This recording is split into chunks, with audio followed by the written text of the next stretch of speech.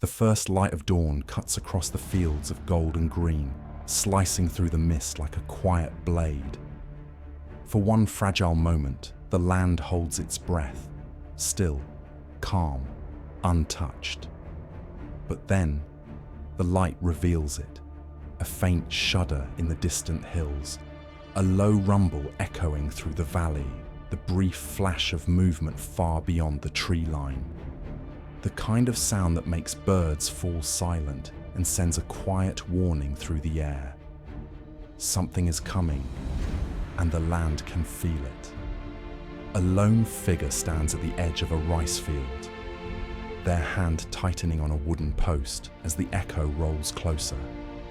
Their eyes search the horizon, not with fear, but with the heavy understanding of someone who has seen peace before and knows how quickly it can be taken. The dawn warms their face, yet tension coils in their shoulders, a silent promise that identity, pride, and survival will soon be tested. Step into this moment. Feel the cool morning air brushing your skin. Hear the distant thunder, too steady to be storm, too sharp to be nature. Sense the shift, the tightening, the quiet pull of history gathering beneath your feet. If you stood there, what would you notice first? The deceptive stillness, the rising sun burning through the mist, or the distant tremor warning you that the calm is about to break. Share your answer in the comments and tell me where you're listening from. And if you love history, gently tap like and subscribe, so more voices from the past can find their way to you.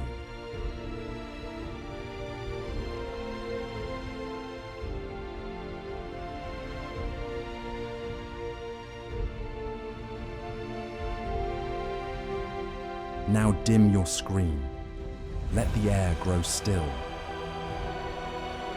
and walk with me into the first heartbeat of the war.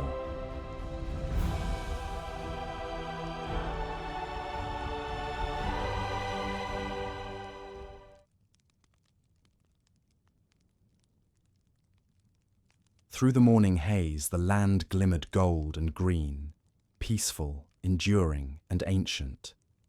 But beneath that quiet surface, the threads of history were tightening, weaving toward a storm no one yet could name.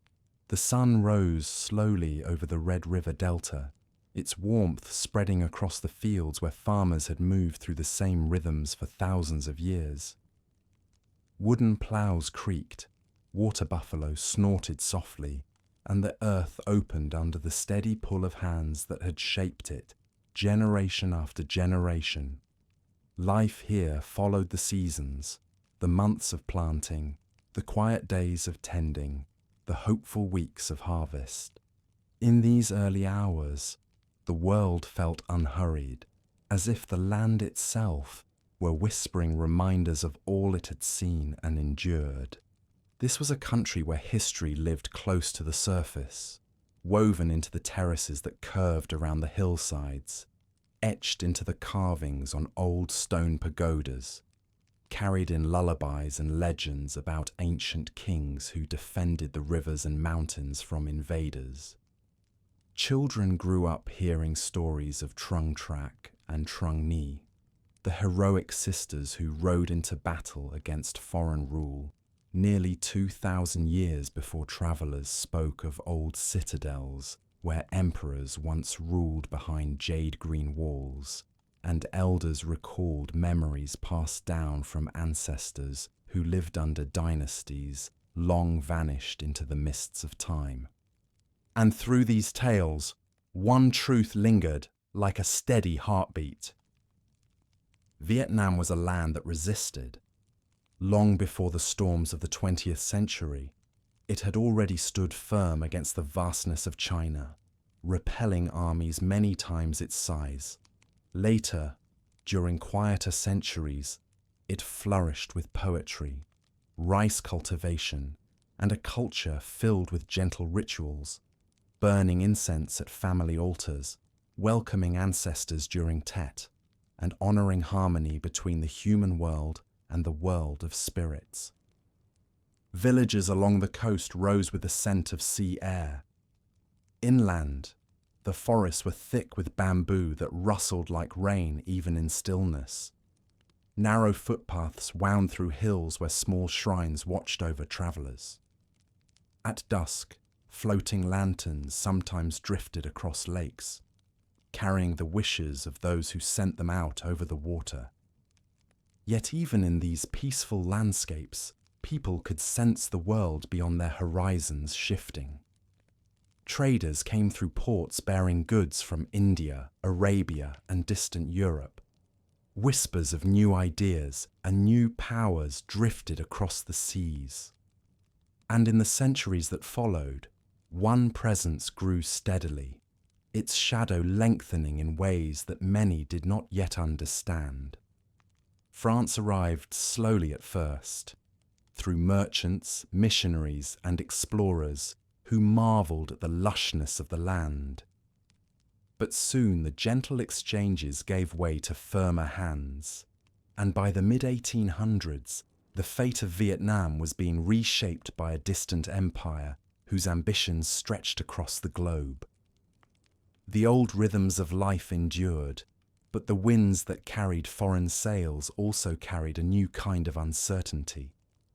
In the ancient capital of Hue, scholars studied Confucian texts by lamplight, debating how a small kingdom could preserve its dignity against a world growing more complex. Some believed diplomacy would protect them.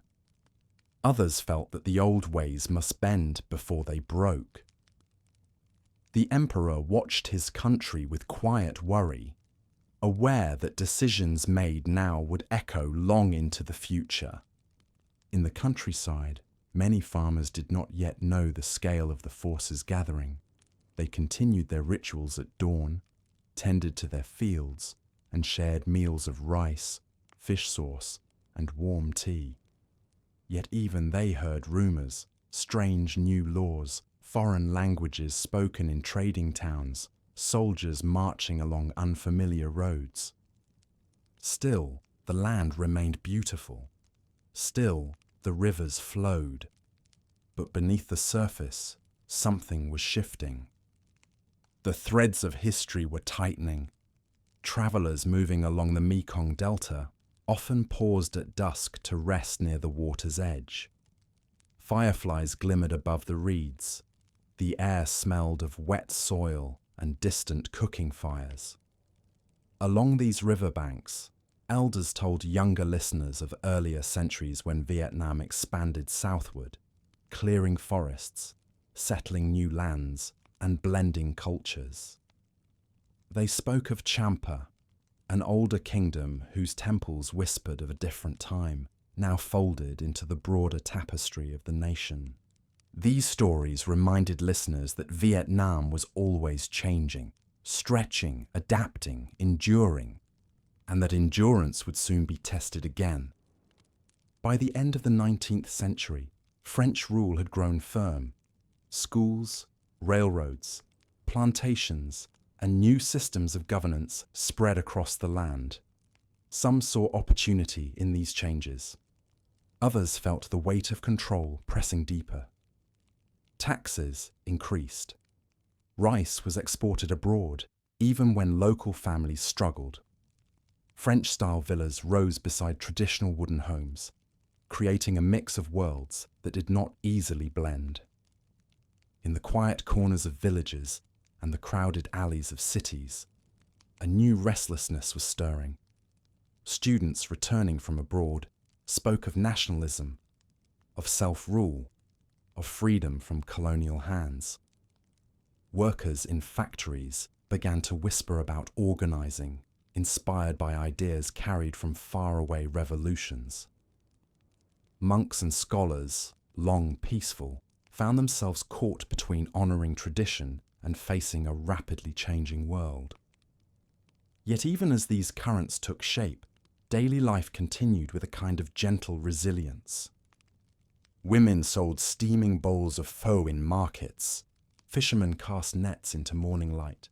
Families gathered to honor ancestors, lighting small sticks of incense that curled upward in thin trails of smoke. In these ordinary moments lived the soul of Vietnam, a soul that colonization could not extinguish. And somewhere within this climate of calm and quiet unrest, a young man named Nguyễn Sinh Cung was growing into the figure history would come to know as Ho Chi Minh. Born into a family that valued education and justice, he observed the world around him with careful eyes. He noticed how foreign influence shaped his homeland and how common people endured hardships with dignity. He felt the pull of an idea, one that would later carry him across oceans and through decades of struggle. For now, though, he was simply a boy watching his father serve as a village teacher and administrator. He listened to tales of heroes, absorbed the wisdom of old stories, and walked along the same dirt paths that generations before him had followed.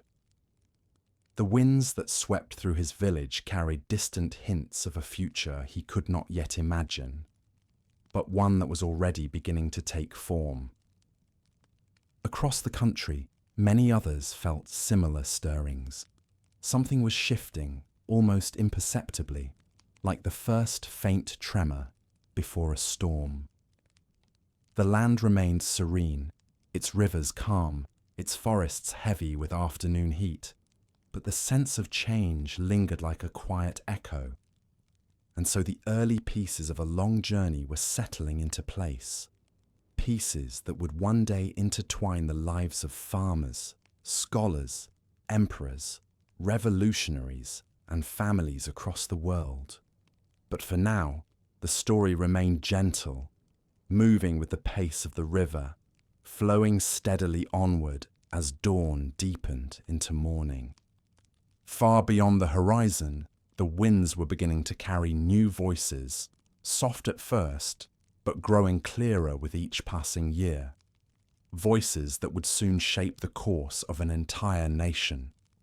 And as the warmth of the day slowly rose over the paddies, the land continued its patient breathing, unaware of how swiftly those distant murmurs would shift the balance of everything it had long known. The gentle air holding the faintest hint of what was quietly gathering in the distance. Morning unfolded across Vietnam in slow golden layers, revealing bustling riverbanks and quiet village paths where life continued with patient rhythm. But beneath this familiar pace, the presence of France grew firmer with each passing decade, shaping the land in ways that were subtle at first, and then unmistakable. Roads widened under the weight of new trade demands. Schools taught unfamiliar languages, and government offices carried the echo of foreign footsteps across their tiled floors. In the old citadel of Hue, mandarins in flowing blue and gold robes debated the shifting balance of power. Their voices rose and fell like wind through bamboo, filled with concern for traditions now pressed from all sides. Some urged adaptation, believing that compromise might safeguard what remained. Others feared that the roots of their culture were loosening, one strand at a time, under the pressure of distant ambitions. Far to the north, the Red River flowed past Hanoi, now a colonial capital alive with clattering rickshaws, French cafes, and street vendors selling bowls of steaming noodles at dawn. European architecture stood beside wooden stilt houses, creating a landscape of contrasts, one world layered upon another. At night, oil lamps flickered against pale shutters carved in foreign styles, while the scent of grilled rice cakes drifted up from the alleyways below. In villages beyond the reach of major roads, however, change felt more gradual. People still gathered on woven mats to share stories under star-speckled skies.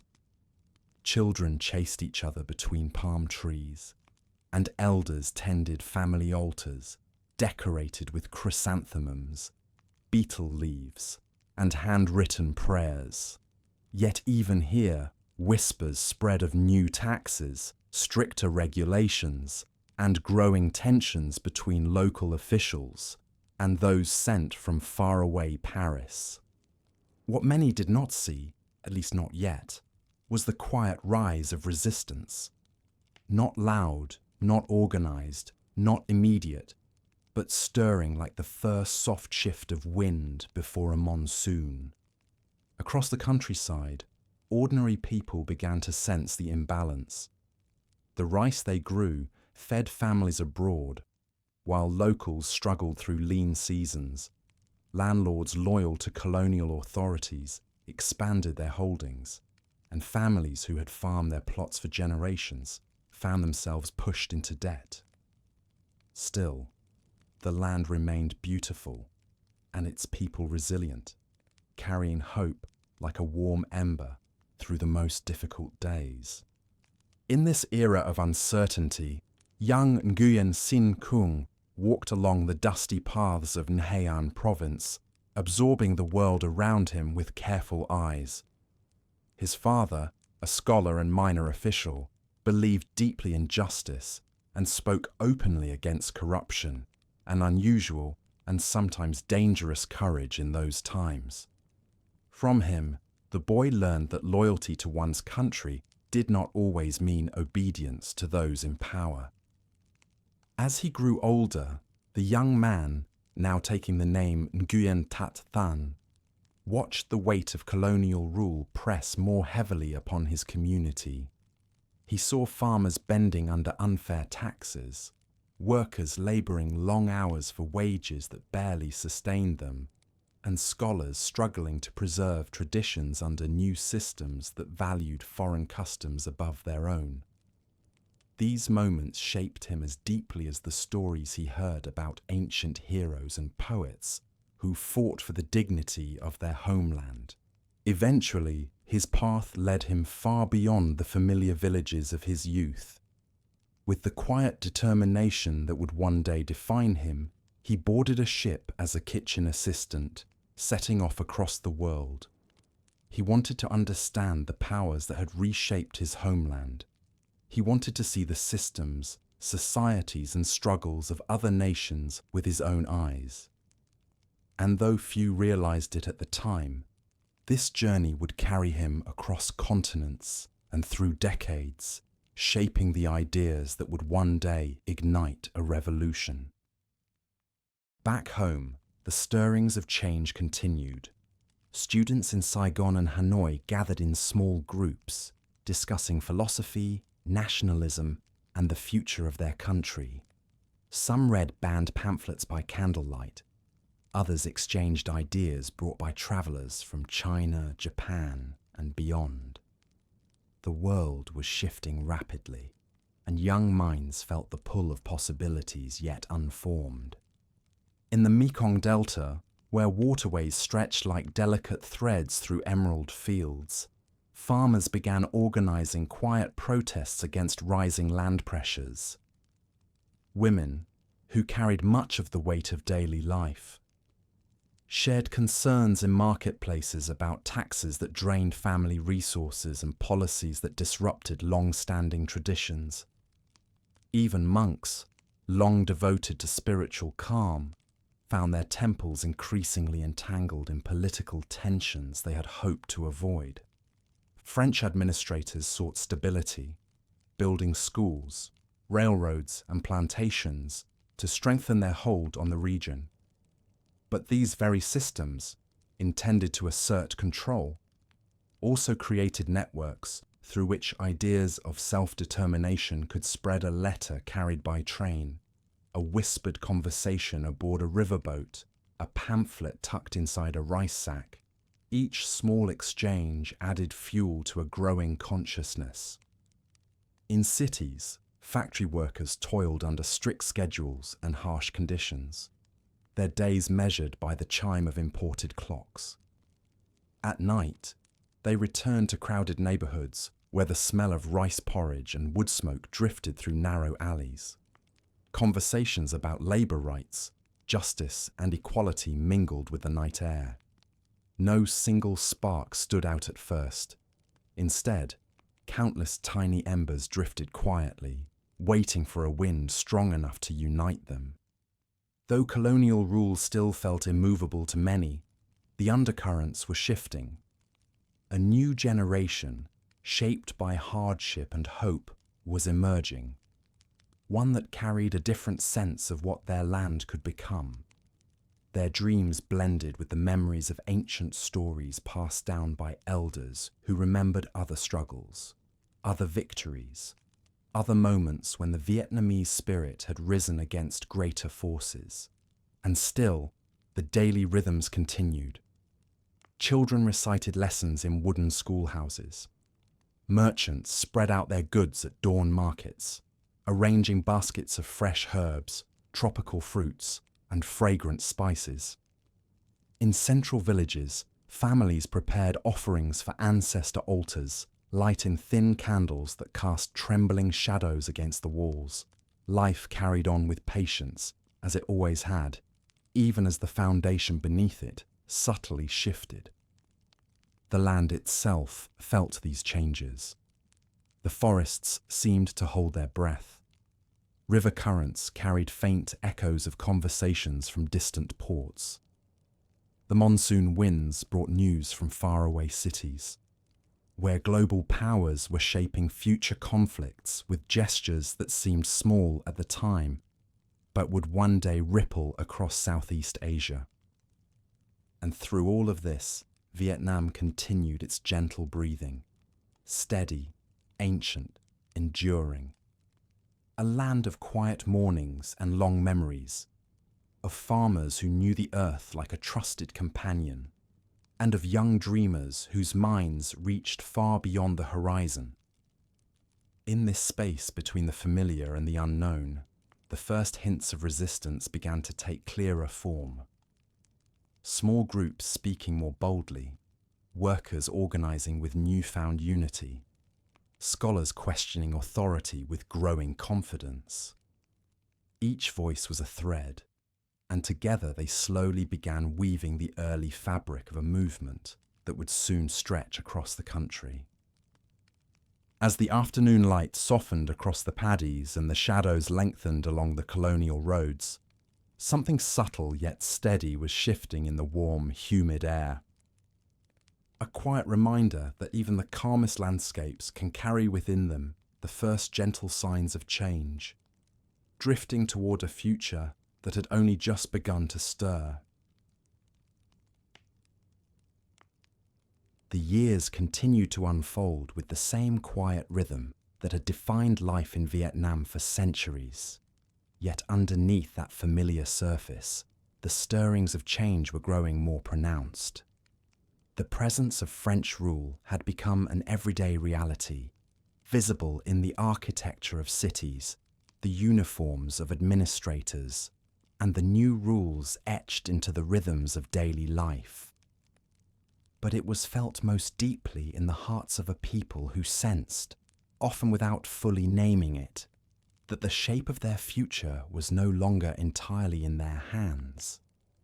In narrow alleys lined with tamarind trees, young students carried French textbooks alongside traditional poems, their minds pulled between two worlds. In sunlit courtyards, teachers spoke of ancient Vietnamese scholars who had shaped the moral foundations of the nation. Yet they also explained the demands of a modern age that required fluency in the language of those who now governed. The tension between past and present seeped into every conversation, like the faint scent of incense lingering long after a prayer. Amid this atmosphere, the young man once known as Nguyen Tat Than, who would later become Ho Chí Minh, travelled farther and farther from home, driven by a growing sense of purpose. His journey took him first to France, then across Europe, Africa, and eventually to the United States. He laboured aboard ships, chopped vegetables in kitchens, and swept floors in bustling hotel corridors. Yet even in these humble roles, he observed, learned, and listened.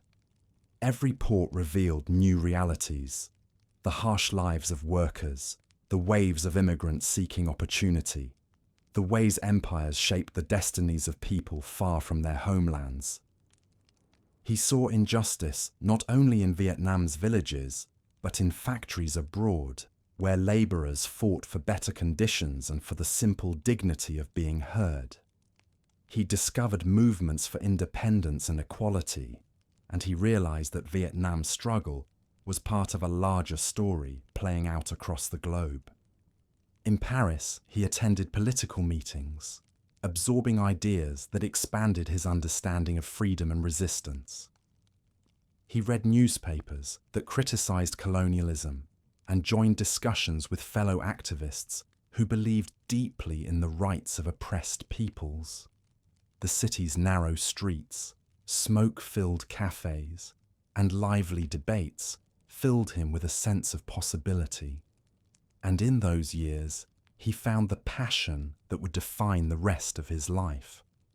The belief that Vietnam could stand as a free nation once more. While he travelled, Vietnam itself was changing in ways both quiet and profound. In the countryside, farmers continued to wake before dawn. They stepped barefoot into cool paddies, guiding water across the fields with long-handled tools, their reflections shimmering in the stillness. Though their days were filled with familiar tasks, French regulations shaped what they planted, how much they owed, and to whom they would sell. Some years brought good harvests and gentle monsoons. Others carried drought, floods, or unfair levies that left families struggling to rebuild. In cities, a new class of educated Vietnamese was emerging. Clerks, scholars, doctors, and lawyers who moved through worlds their grandparents could scarcely imagine. Many were inspired by Japan's victory over Russia in 1905, seeing in it proof that an Asian nation could stand strong against a European empire. This hope settled like a spark in their hearts, quietly fueling conversations in dormitories, tea shops, and public squares. Secret organizations began forming, small groups at first, meeting in hidden rooms where candles flickered against paper screens. They discussed reform, independence, and the future of their homeland. They copied pamphlets by hand, wary of colonial eyes that watched closely for signs of dissent. And although many of these early movements struggled or were quickly suppressed, they formed the foundation for what would follow. Meanwhile, unrest grew in the villages of central Vietnam, where economic pressures and local corruption stirred frustration. Families who had tended the same pieces of land for generations found themselves trapped in cycles of debt.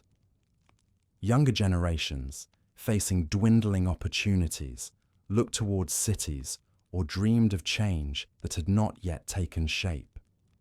The land remained beautiful, rivers winding through misty hills, but beneath the calm surface, unease was spreading.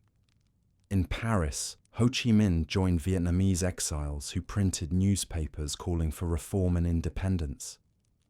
He wrote articles under various names, speaking not with bitterness, but with calm determination.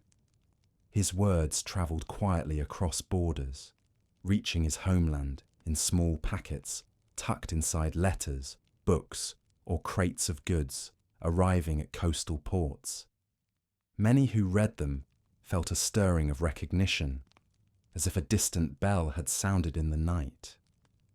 As the world edged closer to the turbulence of World War I, France called upon its colonies for support. Tens of thousands of Vietnamese men were sent to Europe, some as soldiers, many as labourers, to assist in the war effort. They dug trenches, carried supplies, and worked in factories far from home. For many, This was their first glimpse of life beyond Asia, and the experience altered their understanding of the world. Some returned with new ideas about equality and nationalism. Others returned quietly, carrying memories that lingered like shadows. In the wake of the war, global attitudes shifted. Colonies across the world began demanding greater autonomy. Political movements gained strength in India, Egypt, Korea, and beyond Vietnam was no exception. The Versailles Peace Conference in 1919 offered a glimmer of hope for colonized peoples seeking recognition, and Ho Chí Minh, then a young activist living in France, boldly submitted a petition calling for greater rights for the Vietnamese people. Though the petition was ignored, its spirit carried forward, giving voice to the aspirations of millions. Back home, whispers of unrest grew louder.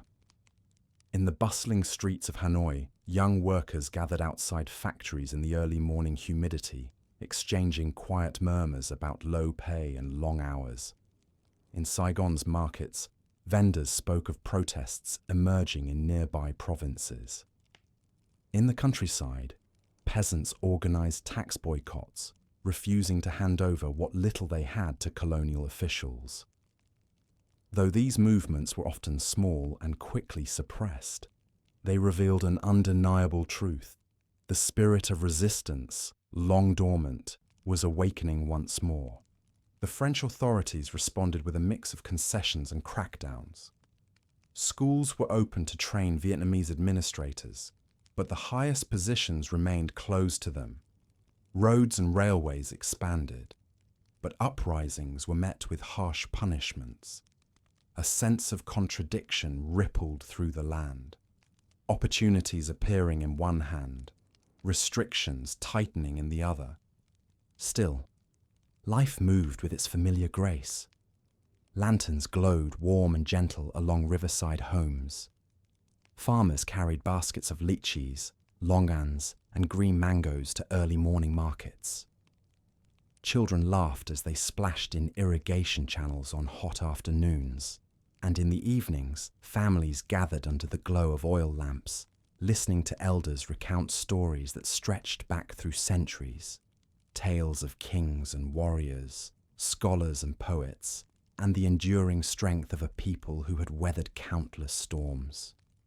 It was in these moments of quiet, woven into the fabric of daily life, that the desire for independence deepened. Not with shouts, but with slow, steady conviction.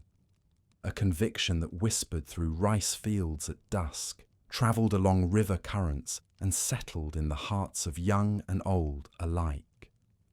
By the mid-1920s, the pieces of a movement were taking shape.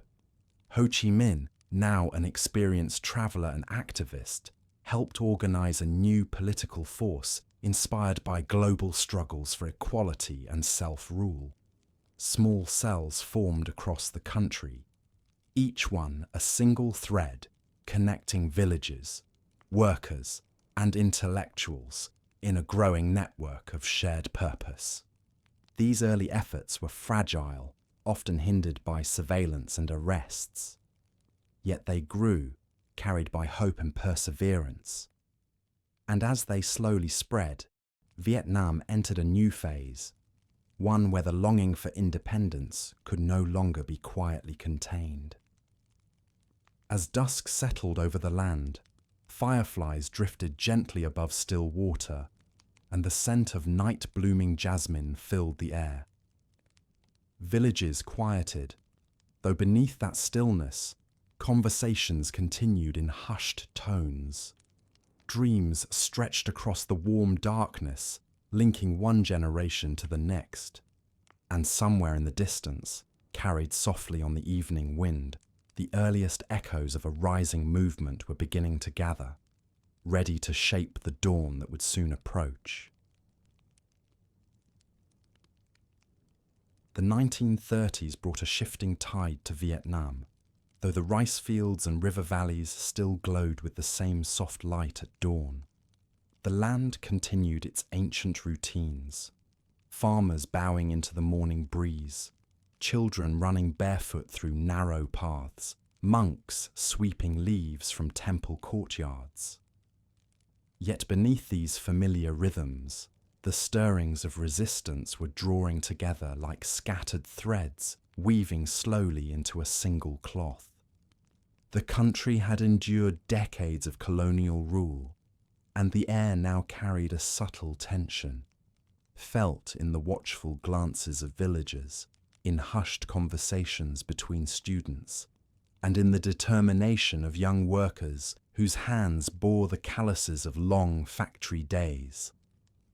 Across towns and cities, pamphlets circulated quietly, passed from hand to hand at night markets, where lanterns flickered against woven baskets and wooden stalls. Their messages were simple, yet powerful, a call for dignity, for fairness, for the return of a voice that had been slowly taken away. Ho Chi Minh, who had spent years traveling across continents and studying global movements, returned to Asia during this time, working tirelessly to connect scattered groups who shared a common hope. He believed deeply in unity, knowing that without it, even the strongest ideals could dissolve. His efforts helped form networks that reached from bustling urban quarters to quiet rural hamlets, linking people who might never meet, yet carried the same longing in their hearts. Then, as the world inched toward war, larger forces began to reshape Southeast Asia. By 1940, French Indochina faced a new shadow, the expansion of Japanese power across the region.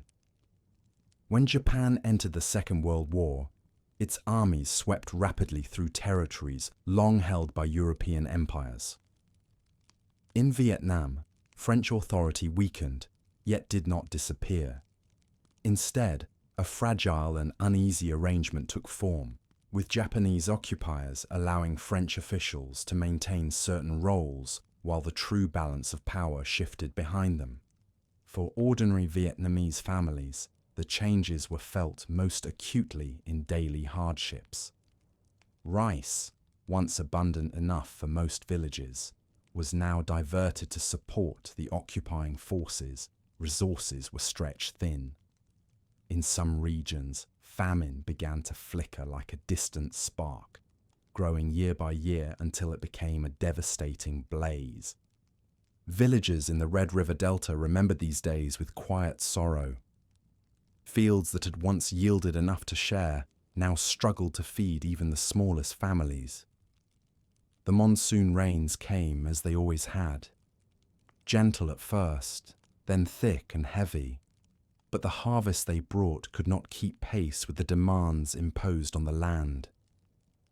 In the evenings, the sound of frogs calling from the paddies mixed with the uneasy whispers of neighbours discussing how long their stored grain might last. Yet amid the rising hardship, something else began to grow. Unity born out of necessity and shared suffering. The Viet Minh, an organisation founded by Ho Chi Minh and other nationalists, emerged as a beacon for those seeking change. Its message was clear and comforting to many. A call to reclaim independence, to resist foreign control, and to protect the land that generations had cherished. Quietly at first, but with increasing strength, villagers offered rice, shelter, and information to these groups moving through forests and mountain paths. In the rugged northern Highlands, where mist curled through limestone peaks and narrow trails wound beneath towering trees, Viet Minh forces found refuge. They built hidden camps in valleys where streams trickled through mossy stones and birdsongs echoed softly at dawn. Here they trained, planned, and waited, gathering strength with each passing season. As Japanese control tightened and French rule strained under the weight of war, the Viet Minh's influence grew. Messages travelled through coded phrases and trusted couriers who moved lightly through forests under moonlight. Sometimes, a simple drumbeat from one village to the next carried warnings across great distances. Other times, a lantern placed at a certain angle in a window signaled that danger was near or that help was needed. By 1944, the famine in northern Vietnam reached a devastating peak. Entire communities struggled to find enough to eat. Villagers journeyed miles in search of grain, often returning with little more than hope. Mothers saved the smallest portions for their children, while elders, with quiet dignity, gave up their shares so the young might endure. The land itself seemed to ache under the weight of so much suffering. The Viet Minh stepped in to provide aid where they could, organizing grain distribution, guiding villagers to hidden stores, and teaching communities how to protect what little they had from those who might take it by force. These acts of compassion strengthened their support, binding them to the people, not only through shared ideals, but through shared hardship. When World War II finally neared its end in 1945, Japan's power collapsed with startling speed. In the chaos that followed, the French colonial government faltered, leaving a sudden vacuum across the land. It was in this fragile, uncertain moment that the Viet Minh made their decisive move. Ho Chi Minh and his followers stepped forward, their voices clear amid the confusion. Villages raised banners calling for independence, and crowds gathered in cities to hear speeches that echoed with longing and determination. In August of that year, a wave of uprisings known as the August Revolution swept across the country. Provincial capitals shifted hands with surprising ease as communities, long tested by hardship, embraced the possibility of change. In Hanoi, as summer gave way to the early whispers of autumn, thousands assembled in Ba Jin Square. The air was thick with humidity and anticipation. On September 2nd, 1945, Ho Chi Minh stood before the gathered crowd, his voice steady as he declared the independence of the Democratic Republic of Vietnam. People listened with a quiet awe, some wiping tears from their cheeks, others holding hands tightly as if to anchor themselves in the moment. For a brief, fragile time, the nation allowed itself to dream. Yet the path ahead was far from calm. The world beyond Vietnam's borders was shifting rapidly as countries re-evaluated alliances and contested the nature of post-war power. France, determined to reclaim its position, moved to reassert control. At the same time, other global forces, newly powerful, newly watchful, began to take interest in the region. The sense of possibility that had briefly lifted the nation was soon clouded by uncertainty. In late 1946, tensions that had simmered throughout the year began to crack.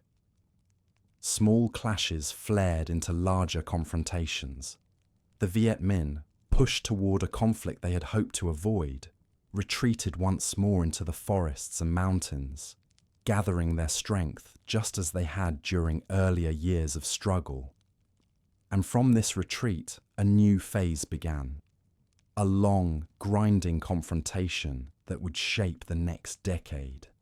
The First Indochina War unfolded slowly at first, like distant thunder murmuring along the horizon. Footpaths that once carried traders and villagers now carried couriers and fighters moving silently through the thick green shadows. The land, ancient and patient, bore witness to the growing tension, its rivers carrying traces of a conflict that had only just begun to take root. And as night settled across the Highlands, the whisper of the wind through the tall grass held the faintest hint of all that was gathering in the darkening distance. The winter of 1946 settled over Vietnam with a chill that felt deeper than the change of season.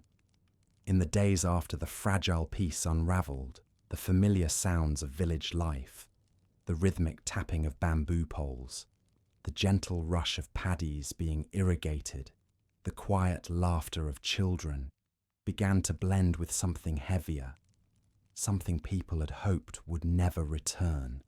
The nation, still tender from the hardships of war and famine, was beginning to step into a long struggle that would redraw the shape of its future. The First Indochina War did not erupt in a single moment. It grew quietly, like embers fanned by shifting winds. In Hanoi, tensions had simmered for months.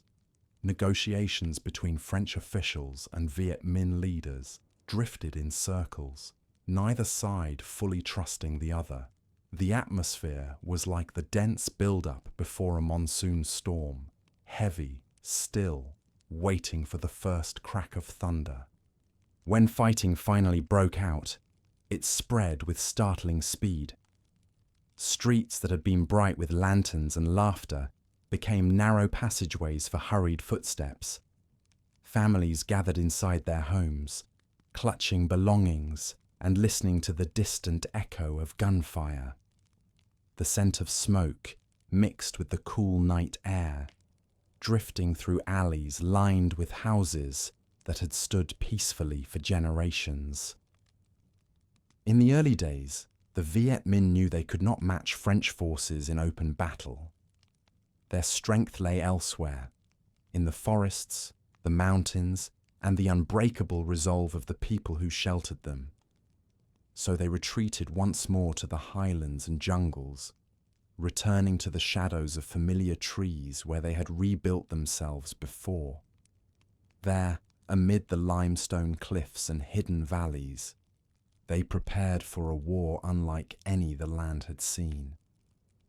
The forests of northern Vietnam became a vast, living shelter. Mist curled through the canopy at dawn, softening the outlines of tall trunks and moss-covered rocks. Streams wound their way through the undergrowth, carrying reflections of sunlight that flickered like gold. It was in these landscapes that Viet Minh fighters learned to move silently, blending into the environment with the ease of those who had grown up walking its narrow trails. Villagers supported them with quiet determination. Women carried messages hidden in baskets of vegetables or bundles of firewood. Farmers left small caches of rice beneath marked stones along well-travelled paths. Elders offered shelter, lighting no lamps at night so their homes would remain unnoticed. These acts of courage were woven into the fabric of daily life, unspoken but deeply understood. Meanwhile, French forces fortified their positions in cities and along major roads, building outposts and establishing supply routes. Their presence was strongest in the lowlands, where wide rivers and flat terrain provided easier access. But even here, the land did not surrender easily. Dense mangrove forests wrapped around the Mekong Delta like a protective barrier, their tangled roots forming difficult pathways.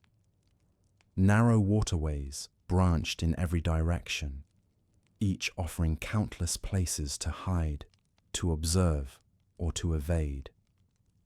Across these waterways, sampans drifted at dawn, their wooden hulls cutting quietly through mirror-like reflections of the rising sun. Fishermen cast their nets with practiced grace, their movements calm despite the growing tension around them. For many, survival meant adapting to the new reality, knowing when to speak, when to stay silent, and how to read the subtle changes in a landscape where war had begun to take root. The Viet Minh strategy relied on patience and knowledge of the terrain. Armed with limited resources but deep resolve, they targeted supply lines, communications, and isolated outposts. Their attacks were quick, precise, and rooted in the land's natural defences. They struck at night or moved through thick brush, where larger forces struggled to follow, and whenever the French pushed back, they vanished once more into the forests, leaving behind little trace except the ripple of leaves disturbed in their passing. As the conflict stretched into the early 1950s, the war's weight settled more heavily upon civilians. Entire villages found themselves caught between opposing forces. Families evacuated homes they had lived in for generations, moving deeper into jungles or higher into mountains where danger lurked in different forms: hunger, illness, cold nights spent under open skies. Yet even in these moments of uncertainty, Vietnamese families carried with them small symbols of continuity: a bundle of precious rice seeds, an ancestral tablet wrapped in cloth, a few pages of poetry copied by hand. In some regions, children attended makeshift schools under the cover of trees, writing lessons on slateboards while listening to the distant rumble of artillery teachers, determined to preserve the spirit of learning, adapted to the shifting world around them, turning classrooms into safe havens where young minds could still find a sense of normalcy.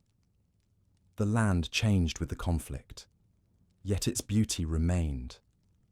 In the Highlands, terraced fields shone with water that mirrored the sky, creating shimmering tiers of silver and blue. In the lowlands, lotus blossoms opened slowly with the morning sun, their delicate petals rising above murky ponds. Even in the midst of hardship, these quiet glimpses of nature offered moments of peace to those who passed by, reminding them that life could still be gentle. Meanwhile, across the globe, the geopolitical landscape was shifting. The Cold War, a rivalry between two superpowers with vastly different visions of the world, cast its long shadow across Asia. The United States and the Soviet Union watched Vietnam closely, each perceiving its struggle through the lens of their own ideological contest. The Viet Minh's communist leanings attracted support from the Soviet Union and China, while France began receiving increasing assistance from the United States, which saw the conflict as part of a broader effort to contain the spread of communism. This widening interest from distant powers added new layers to the war. Aid, advisors, and equipment flowed into the region, reshaping the dynamics of a struggle that had begun as a fight for independence. Yet for most Vietnamese families, these global currents were distant and abstract.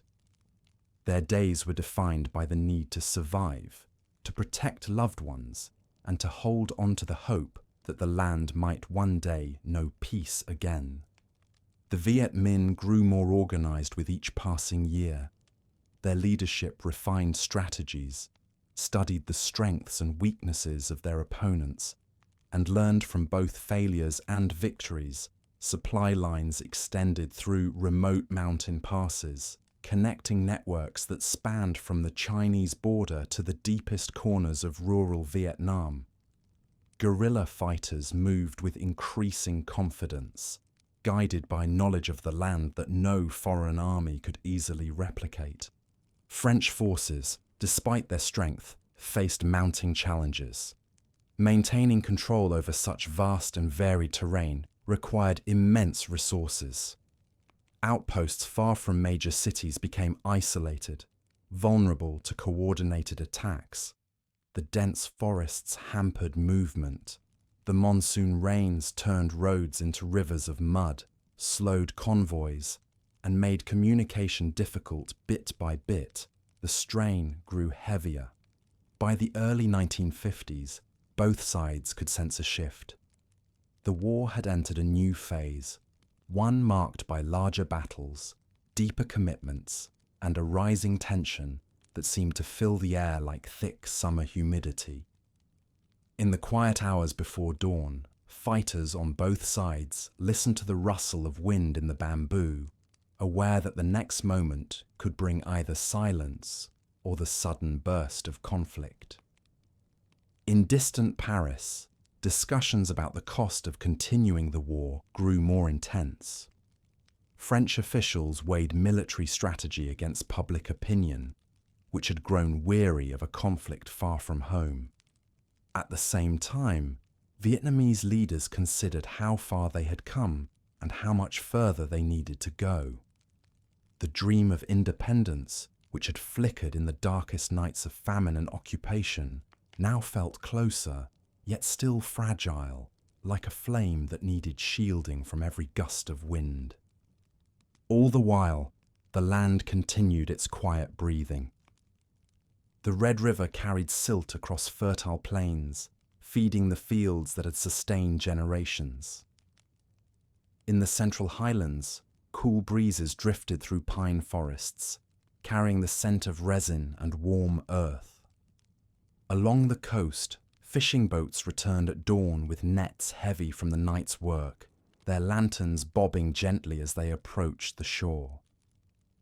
And somewhere in the high valleys, beneath the shadow of mountains shaped by centuries of rain, both armies were beginning to sense the slow gathering of forces that would soon collide in a single place, whose name would echo far beyond the borders of the country.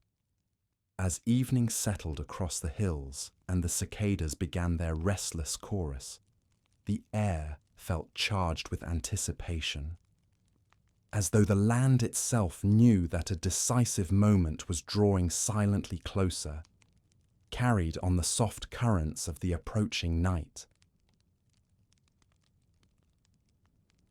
The hills surrounding the remote valley of Dien Bien Phu lay quiet beneath a pale morning mist, their slopes covered in thick forests, where shafts of sunlight pierced the canopy like thin ribbons of gold. For years, this region had been a place of quiet isolation, home to scattered villages, winding trails, and the distant chatter of birds echoing across cool mountain air. But by 1953, something vast was beginning to gather in those highlands, something that would reshape the course of Vietnam and send ripples far beyond its borders. French commanders had chosen this valley with confidence. It stretched wide and open, a bowl of earth surrounded by towering hills, offering what they believed would be strategic control over the northwest. They built airstrips on the valley floor, fortifications around its edges, and clusters of strong points named after women.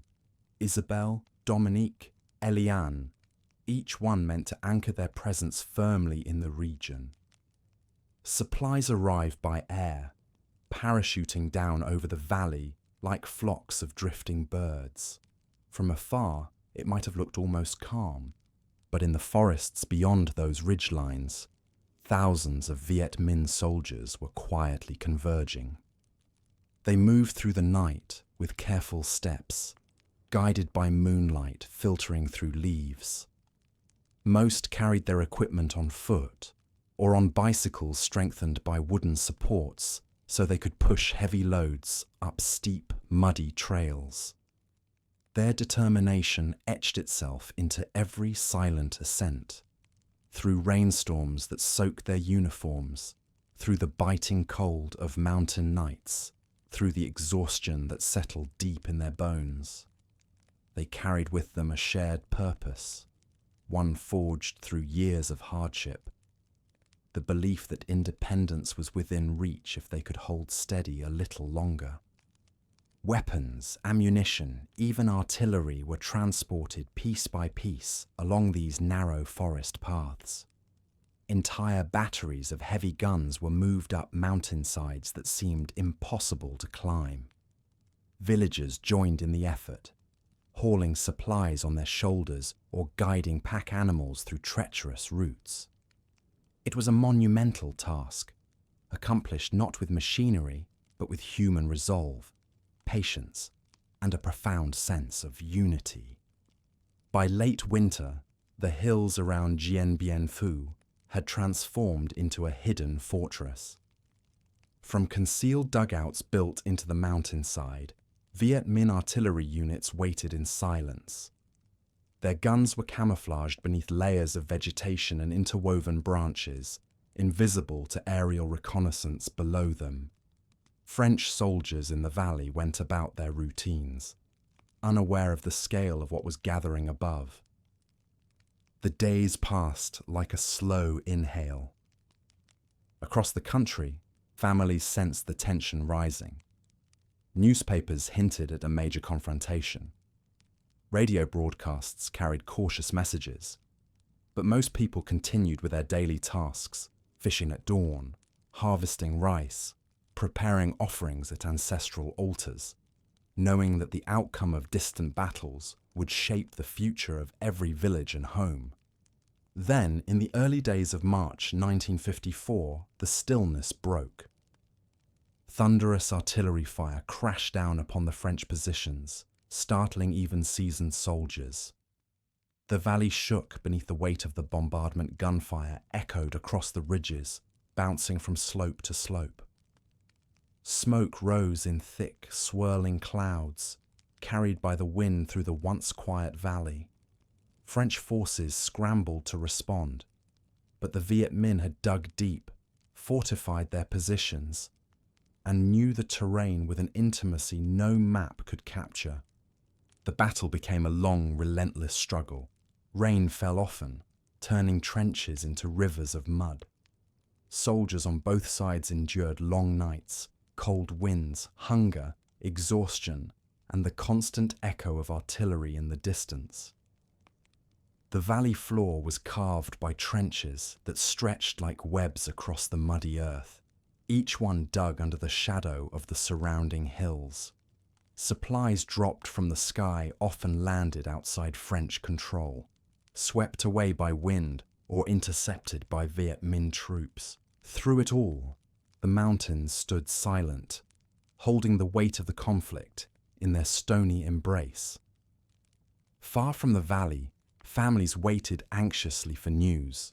In small villages, people gathered near radios in the evening, listening to crackling broadcasts that offered only fragments of the full story. Mothers whispered prayers for sons who had joined the fighting.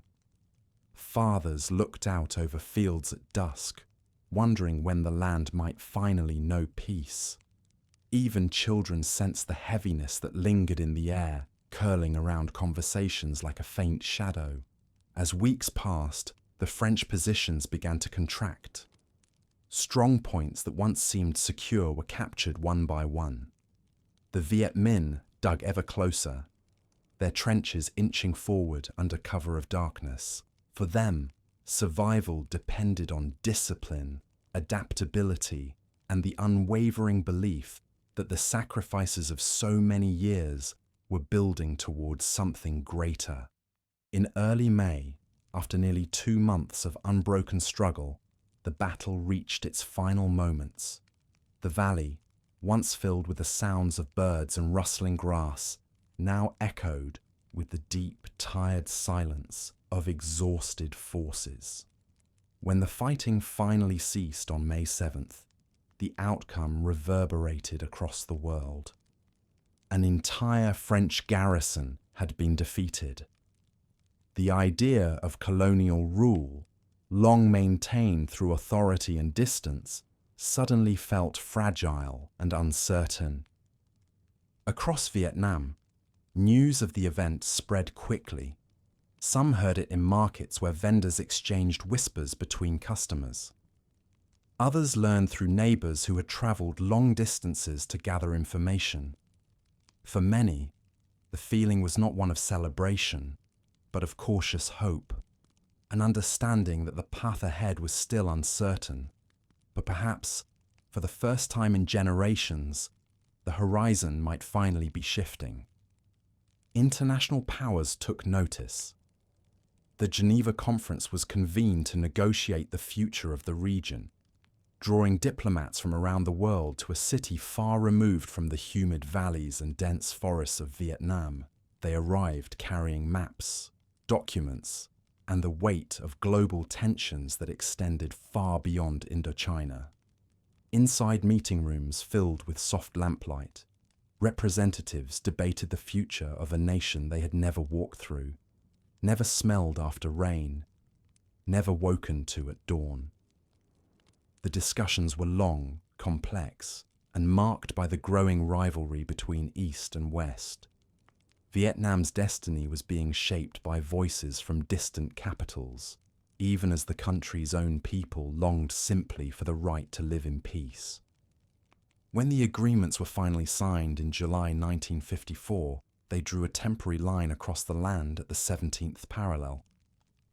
The North would come under the newly recognized Democratic Republic of Vietnam. The South would be governed separately, supported by Western allies. A promise was made: national elections in 2 years, allowing the people to reunify their country through peaceful choice. Though hopeful in theory, the promise would soon slip into uncertainty, influenced by suspicion, ideology, and competing visions for Vietnam's future. Families felt the partition immediately. Some found themselves separated from loved ones by an invisible line etched on foreign papers. Others fled north or south based on fear, hope, or the urgent pull of personal beliefs. Boats crowded with passengers travelled along the coast. Buses, ox carts, and bicycles filled dusty roads, carrying people toward the unknown. Amid this movement, children clung to their parents' hands, trying to understand why home suddenly felt so fragile. Yet even as new divisions took hold, the land remained steady. Rivers continued their slow journey toward the sea. Bamboo groves rustled softly with the evening breeze. Incense curled upward from family altars, carrying prayers into the quiet night. And somewhere between the borders, traced in distant meeting rooms, the hearts of millions held a single, unbroken truth. Vietnam was still one land, even if the world now insisted on dividing it. As dusk softened the edges of mountains and village lights flickered to life, a sense of waiting filled the warm air. A feeling that the story, though paused by ink on paper, was far from finished, and that gentle undercurrents were already beginning to stir beneath the surface of this newly divided land. The months following the Geneva Accords unfolded with a stillness that felt almost unreal after years of struggle. Across the newly drawn line at the 17th parallel, the land was the same: dense forests alive with birdsong, winding rivers glimmering under morning sun, rice fields stretching softly toward the horizon. Yet everything beneath that familiar landscape had shifted in quiet but profound ways. In the north, the Democratic Republic of Vietnam began building its new institutions, guided by leaders who believed the sacrifices of so many years were now leading toward a future free from foreign control. In the south, a separate government emerged, supported by Western allies who feared the spread of communism. And though the paper line dividing the country was meant to be temporary, its presence crept into conversations, into the choices families made, into the uneasy silence that sometimes settled over village gatherings. For many Vietnamese, the most immediate impact was deeply personal. Families stood on riverbanks or train platforms, watching loved ones depart, some heading north out of loyalty or hope, others going south in search of safety, opportunity, or the belief that a different path awaited them. Mothers held children close, unsure if they would ever see distant relatives again. Fathers carried bundles of belongings wrapped neatly in cloth, weighed down by both necessity and the memories they left behind. Along the central coast, fishing boats bobbed gently in the shallows as people prepared to embark on journeys that felt as uncertain as the tides. the smell of salt and seaweed mixed with the anxious murmur of families saying hurried goodbyes. In towns farther inland, caravans of bicycles, carts, and makeshift vehicles moved steadily along dusty roads, carrying those who had chosen or been compelled to relocate. Everywhere, the land watched in silence. In small villages nestled between hills, elders continued their rituals, lighting incense each morning beneath family altars.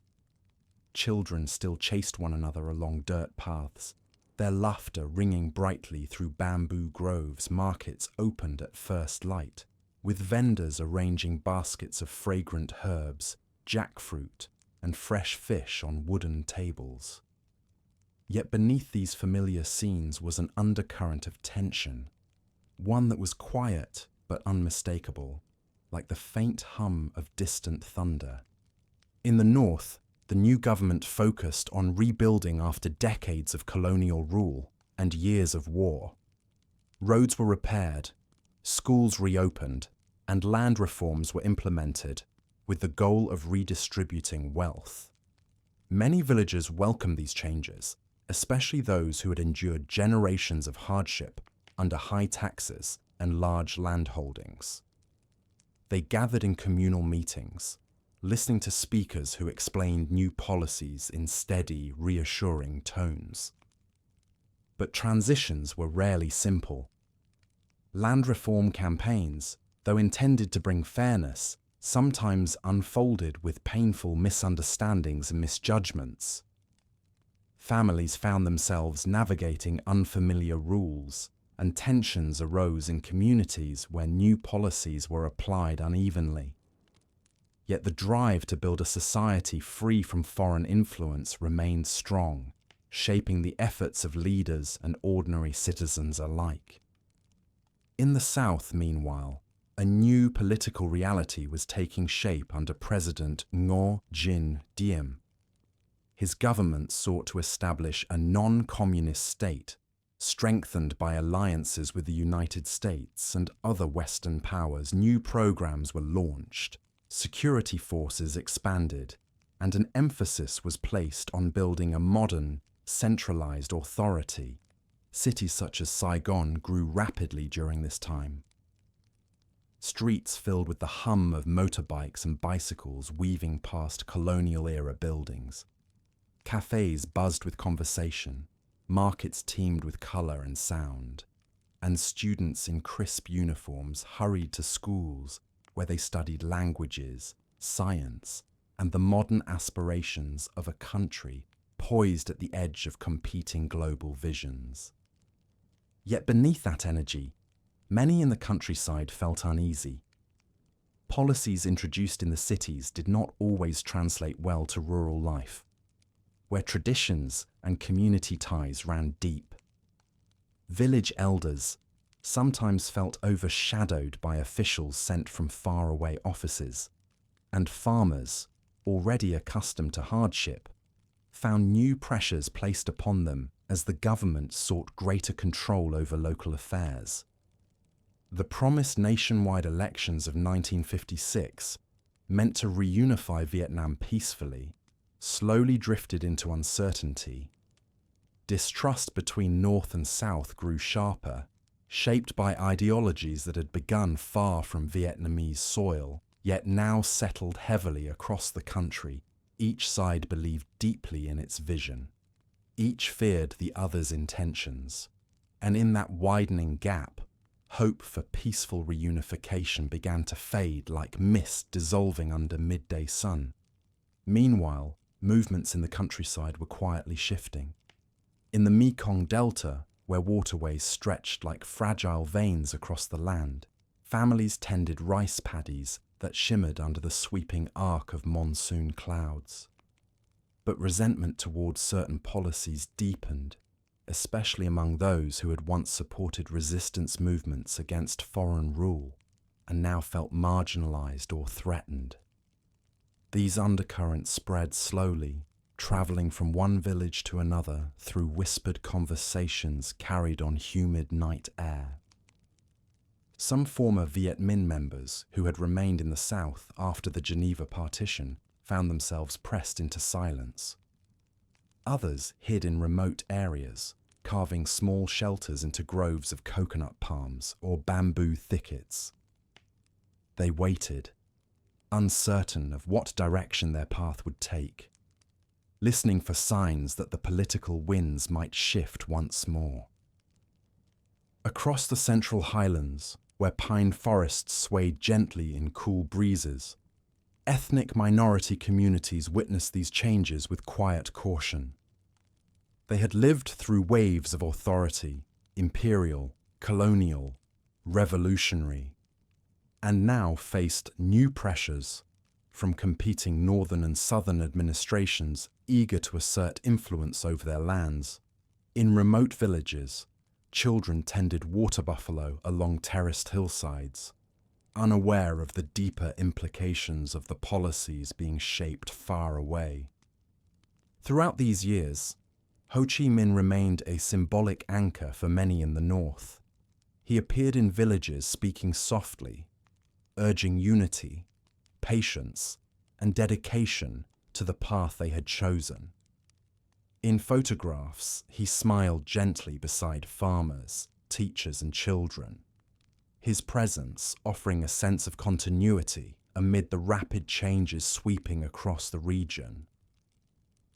In the south, Diem projected an image of strength and order, insisting that his government could build a modern state capable of standing firm against communist influence.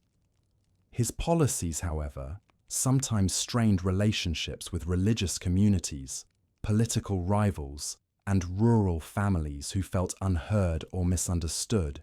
Beneath the bustling surface of Saigon's growth, tensions simmered quietly, waiting for the right moment to surface. Across the world, eyes were turning toward Vietnam with increasing intensity. The United States watched the situation with concern, believing that the fate of the region could influence broader struggles unfolding across Asia. Advisors began arriving, first quietly and in small numbers, offering support to the southern government. Their presence felt distant at first, figures with unfamiliar accents walking through streets lined with tamarind trees and shaded verandas. Yet their influence, though subtle in the beginning, would deepen with each passing year. Throughout the countryside, the mood was one of quiet uncertainty. Villagers worked the fields, listening to weather patterns, tending crops, and carrying on the ancient traditions that had always grounded their lives. But when they gathered at night, sitting on woven mats beneath the soft glow of oil lamps, conversations inevitably turned toward the shifting political landscape. They sighed over rising tensions, wondered what the future might hold, and hoped their children might grow up in a land free from further upheaval. Still, the beauty of Vietnam endured. Dawn broke each day in warm hues over the Mekong, the Red River, and the misty highlands. Tea steamed in clay cups, birds called from the branches of jackfruit trees. Temples stood silent beneath the weight of centuries, offering comfort to those who sought peace. And yet, beneath this quiet surface, deeper stirrings continued to move, slow, steady, and unyielding. The line dividing the nation had not erased the shared memories, shared grief, or shared identity of its people. Instead, it created a tension that pulsed quietly through the land, gathering strength with each passing season. As evening descended and lanterns glowed softly along village paths, a faint sense of approaching change drifted through the warm air. Something subtle, yet persistent, like the distant rustle of leaves before a rising wind, hinting that the calm of these years would not hold forever. The late 1950s unfolded quietly at first, with the southern countryside bathed in soft golden light as rice stalks ripened under the sun. But beneath the warm glow of these seasons, a deep unease was spreading across the land, subtle as early fog rolling over the paddies. The partition that once felt temporary had begun to take root, its invisible line carving deeper into the lives and choices of millions. And as each year passed, the promise of nationwide elections, once a beacon of hope, drifted farther from possibility, carried away by the shifting winds of global politics. In the south, President Ngo Diem tightened his grip on power. His government launched ambitious campaigns to centralize authority, reshape local leadership, and root out anyone suspected of communist loyalties. Officials visited village after village, compiling lists, questioning families, and encouraging loyalty pledges. To many in the cities, these efforts were presented as necessary steps towards stability.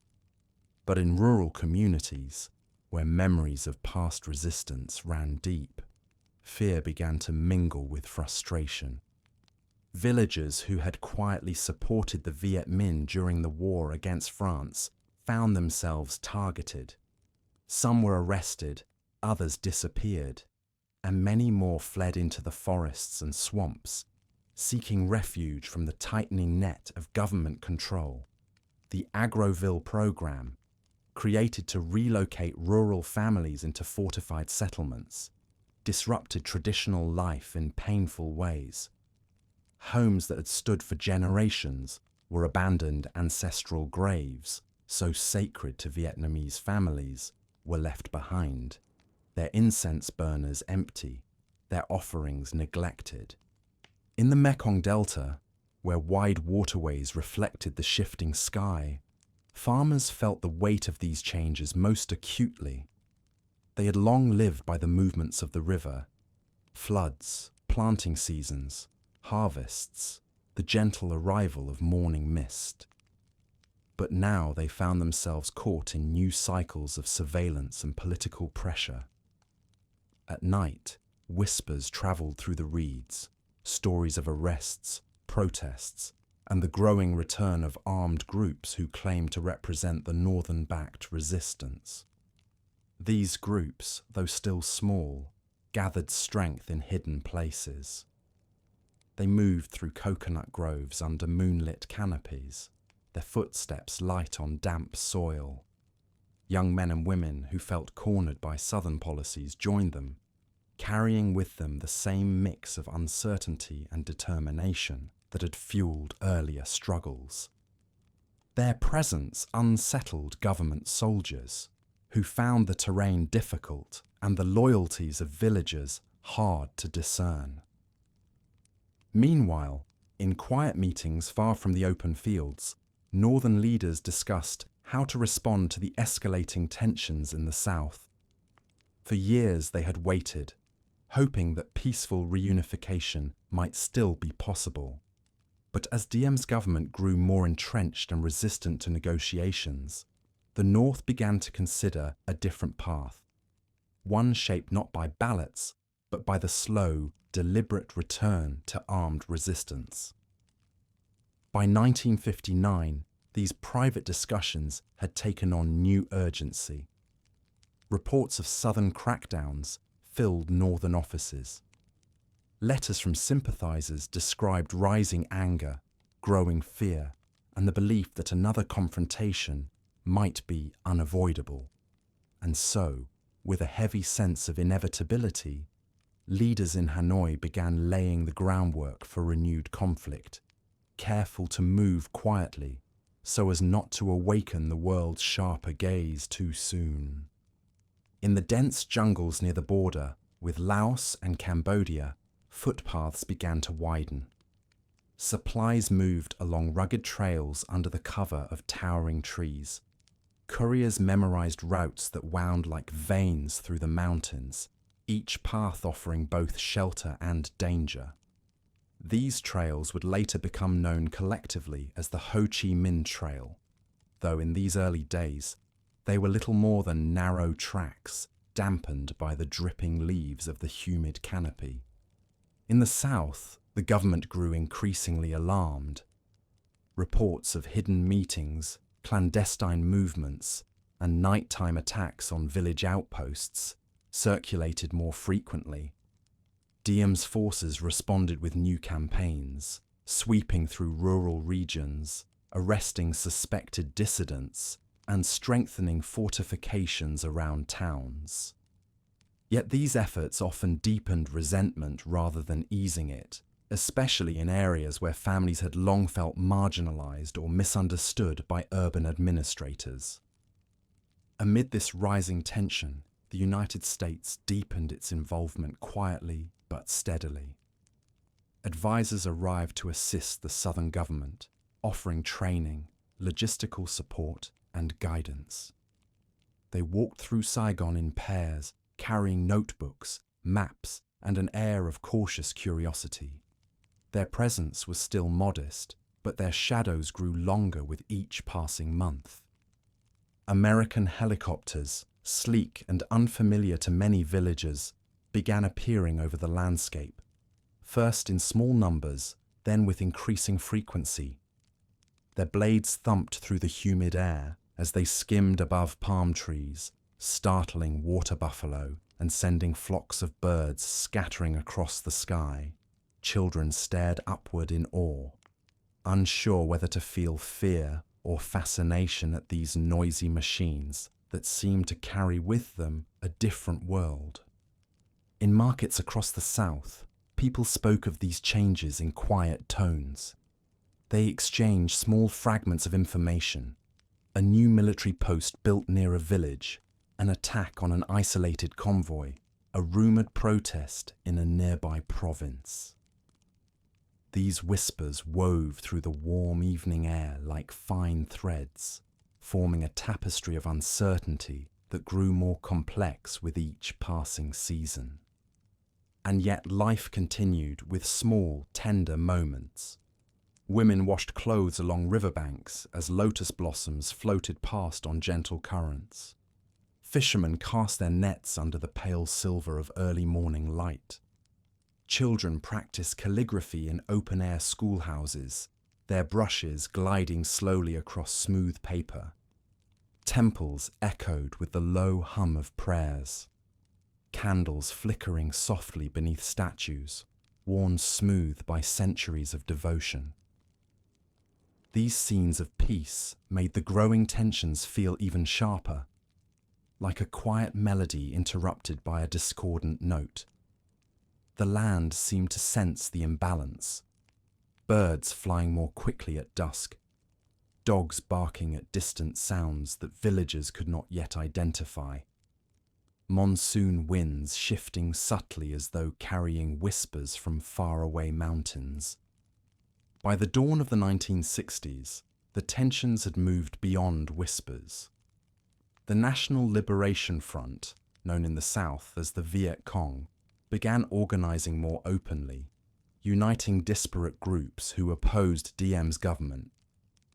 Their presence spread through the countryside, moving from village to village, protecting farmers from forced relocations, offering an alternative vision of the future. Many villagers, caught between loyalties, struggled deeply with the choices laid before them. Diem responded with new strategies meant to strengthen control, including the Strategic Hamlet Program, an attempt to gather rural populations into fortified communities intended to isolate insurgents, but relocating families from their ancestral lands, tearing them from the graves of their elders and the fields they had tended since childhood, created wounds that ran deeper than anyone expected. Some hamlets thrived with shared purpose and safety. Others became symbols of disruption, their wooden fences casting long shadows over families who felt uprooted and uncertain. As the program expanded, so did resistance. Villagers who once hoped to remain neutral found themselves pulled into the widening currents of tension. And with every forced relocation, every miscommunication, every moment of fear, the conflict grew a little less avoidable. Through it all, the jungles of Vietnam remained vast and watchful. The rustle of leaves at night carried both natural sounds and human movement. Paths worn by centuries of travellers now bore the weight of forces gathering once more, quietly, steadily, inevitably. And as the warm evenings deepened, the fireflies drifting above the fields seemed to flicker with a faint, uneasy glow. A reminder that somewhere beyond the horizon, new forces were beginning to align, preparing to shape the land in ways few could yet imagine. The early 1960s arrived with a warmth that settled over the South like a lingering breath, heavy with humidity and quiet anticipation. Mornings broke softly across the Mekong Delta, painting the waterways in shades of pearl and pale gold. Fishermen balanced on the edges of their boats as they cast nets into calm currents.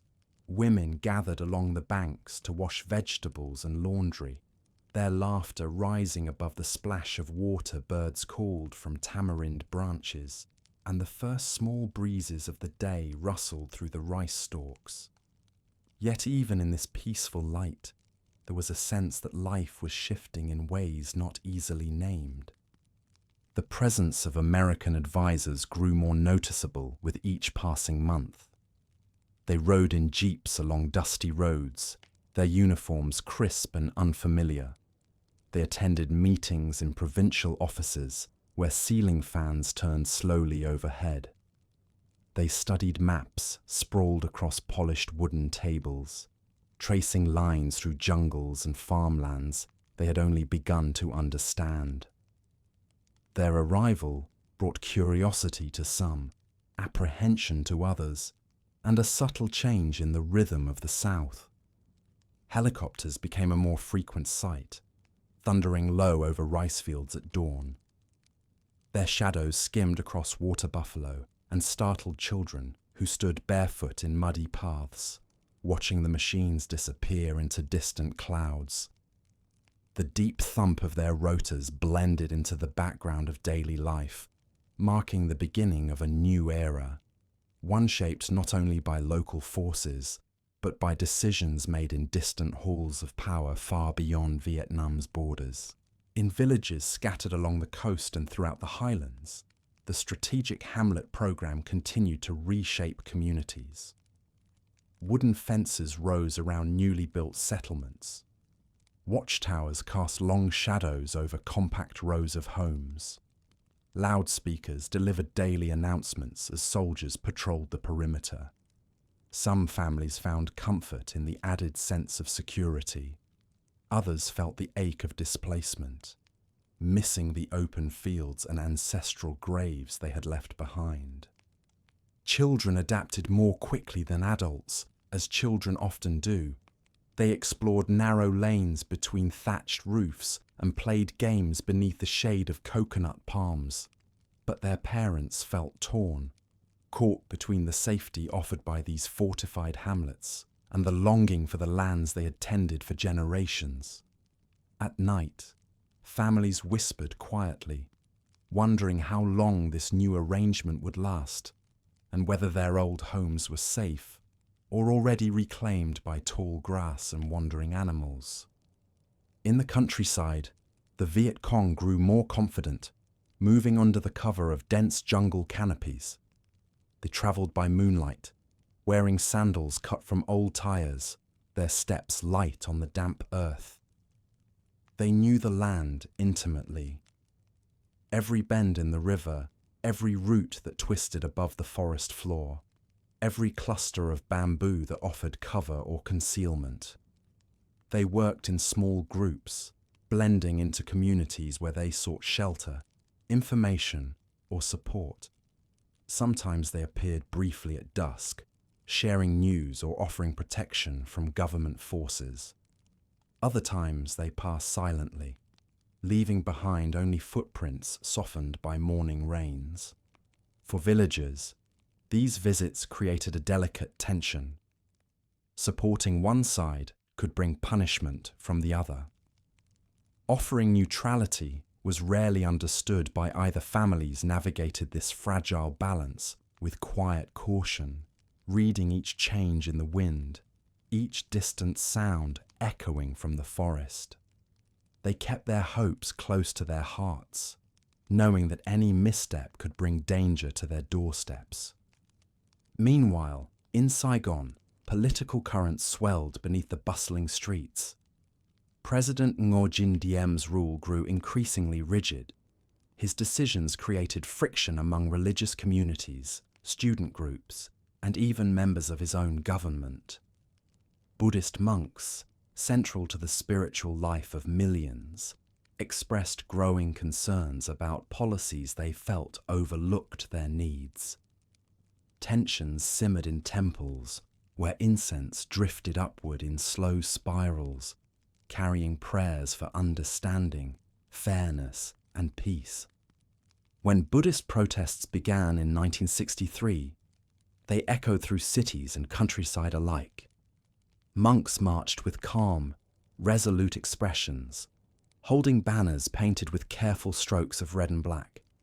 People lined the streets, some in silence, others in soft murmurs of support. A collective longing pulsed beneath these gatherings, a desire for government policies that honoured the diverse fabric of Vietnamese life. But clashes between demonstrators and government forces brought an unsettling stillness to Saigon. The world watched closely. Diplomats spoke in measured tones. Advisors shifted uneasily as the political environment grew increasingly volatile. And in November of that year, the government of Diem collapsed in a swift, turbulent moment that reverberated throughout the south. When the dust settled, Saigon felt both relieved and uneasy.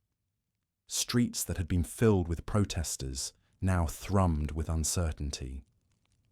Families gathered around radios each evening, listening for news delivered in careful, steady voices. Some felt hope that new leadership might bring stability. Others feared deeper turmoil.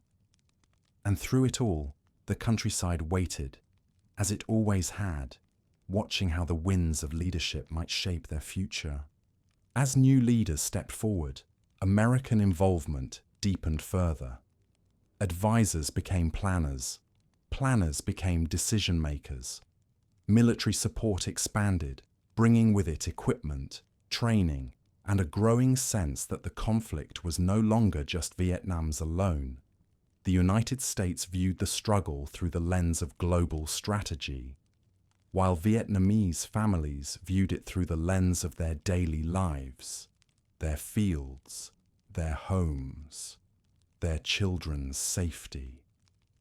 In the Highlands, smoke from small cooking fires curled upward through coffee plantations and pine forests. Minority communities, montagnards, Bana, Raid, faced new pressures as both sides sought alliances and strategic footholds. Their traditional lives, shaped by mountain rhythms and village customs, became entangled in a conflict they had not chosen yet could not avoid. They watched strangers enter their lands with maps and promises, offering security that sometimes felt more like disruption. In the deltas and plains, the Viet Cong's presence grew stronger. Nighttime ambushes increased. Roads became risky after dusk. Government posts faced sudden, coordinated attacks, and in response, American advisors urged firmer measures, deeper involvement, and strategies that relied increasingly on technology and firepower. Still, ordinary life continued in small, enduring ways. Women placed bowls of steaming soup on wooden tables at dawn. Men repaired bamboo fences after long days in the fields. Children gathered around elders to hear old stories about heroes, spirits, and the resilience of the land. Temples glowed warmly with candlelight each evening, a refuge for those seeking calm amid rising uncertainty. But as 1964 approached, the balance of the conflict teetered. Rumours drifted across the country like thin strands of smoke. Stories of foreign ships observing the coast, of skirmishes along remote waterways, of discussions taking place far beyond the reach of ordinary families. The air held a quiet tension, heavier than in years past, as though the land itself sensed a turning point drawing steadily nearer. And somewhere along the shifting coastline, where waves broke softly against dark rocks, the faintest tremor of change seemed to pulse through the warm night air. Gentle, yet persistent, like the first delicate ripple announcing a tide that was already beginning to rise. The summer of 1964 settled over Vietnam with a heat that shimmered across the horizon, bending the air above the roads and rippling across the surfaces of slow-moving rivers. Cicadas hummed from dawn until late evening, filling the air with their relentless rhythm, while farmers wiped sweat from their brows as they guided water buffalo through flooded paddies. The land looked peaceful from a distance, lush, green, vibrant, but beneath its surface, a deeper current was building, one that would soon surge forward with unprecedented force. Along the northern coast, waves rolled in gentle arcs, brushing against the rocks of the Gulf of Tonkin. Fishing boats rocked lightly in the swells, their nets drying in the salty breeze. Families mended their sails beneath the shade of simple wooden huts, unaware that far out at sea, international tensions were coiling tighter and tighter, pulled by forces far beyond the view of any coastal village. It was in this charged atmosphere that the Gulf of Tonkin incidents occurred, moments that, whether clearly understood or lost in the haze of confusion, would reshape the fate of millions. Radio broadcasts crackled across the South, delivering urgent reports about confrontations between American naval vessels and Northern patrol boats. The details were complex, uncertain, and interpreted through the tense lens of global rivalry.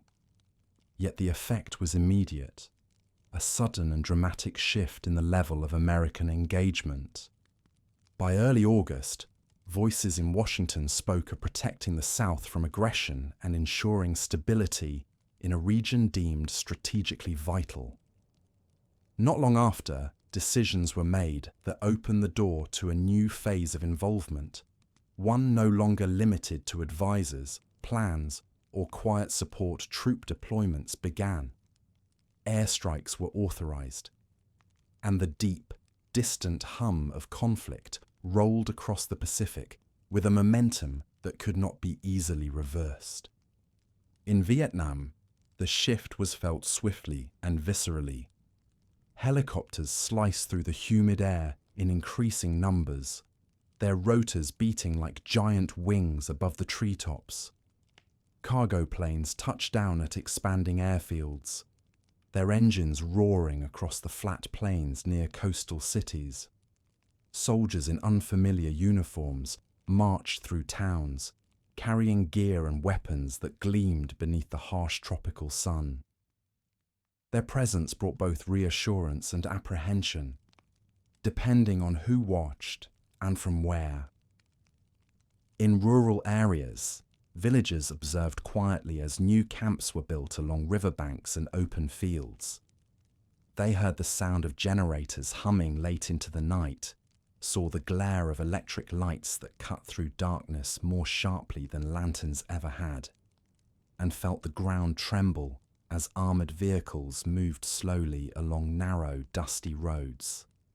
Children stared wide-eyed at the towering silhouettes of foreign soldiers, while elders watched with deep, cautious curiosity. Life in the countryside began to shift once more.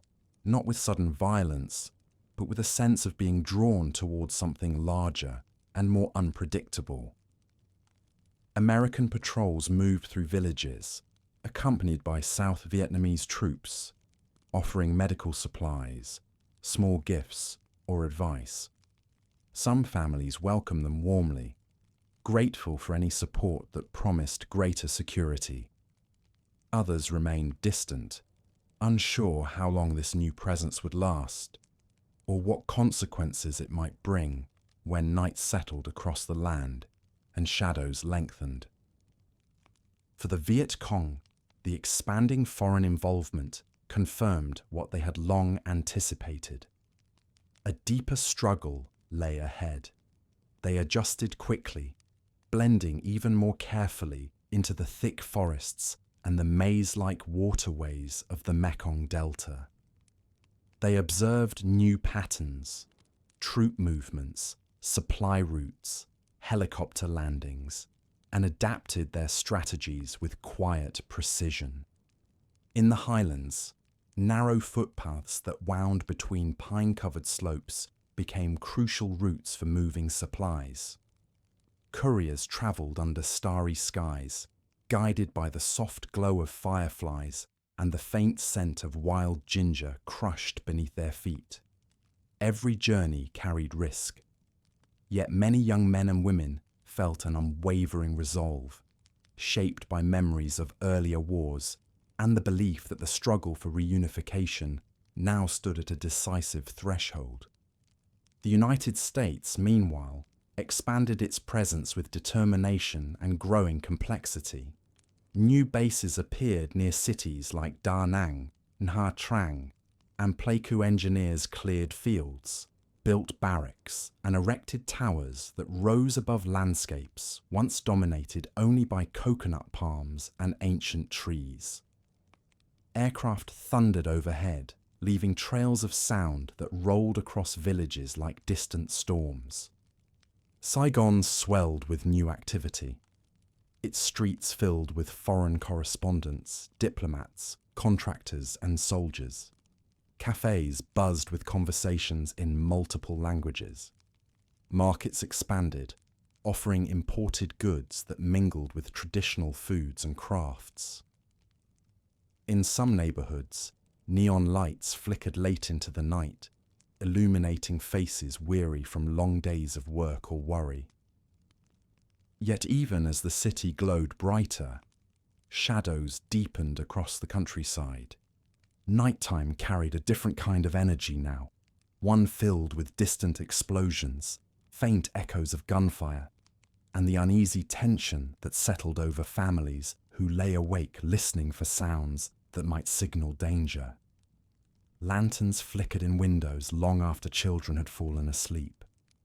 Dogs barked at movements hidden within groves of banana trees or behind bamboo fences. And in the midst of this growing unease, the Viet Cong intensified their operations. They moved with quiet confidence through villages where they still found support, distributing leaflets, offering protection, and reminding communities of goals that stretched beyond the immediate turmoil. Their presence was both feared and respected, intertwined with the land in ways that made them almost impossible to distinguish from ordinary farmers until night fell, and the soft rustle of movement signaled their transformation into fighters. The tension between these two worlds, one backed by immense foreign power, the other rooted deeply in local networks, grew sharper with each passing season. In 1965, the conflict escalated further as large numbers of American ground troops arrived.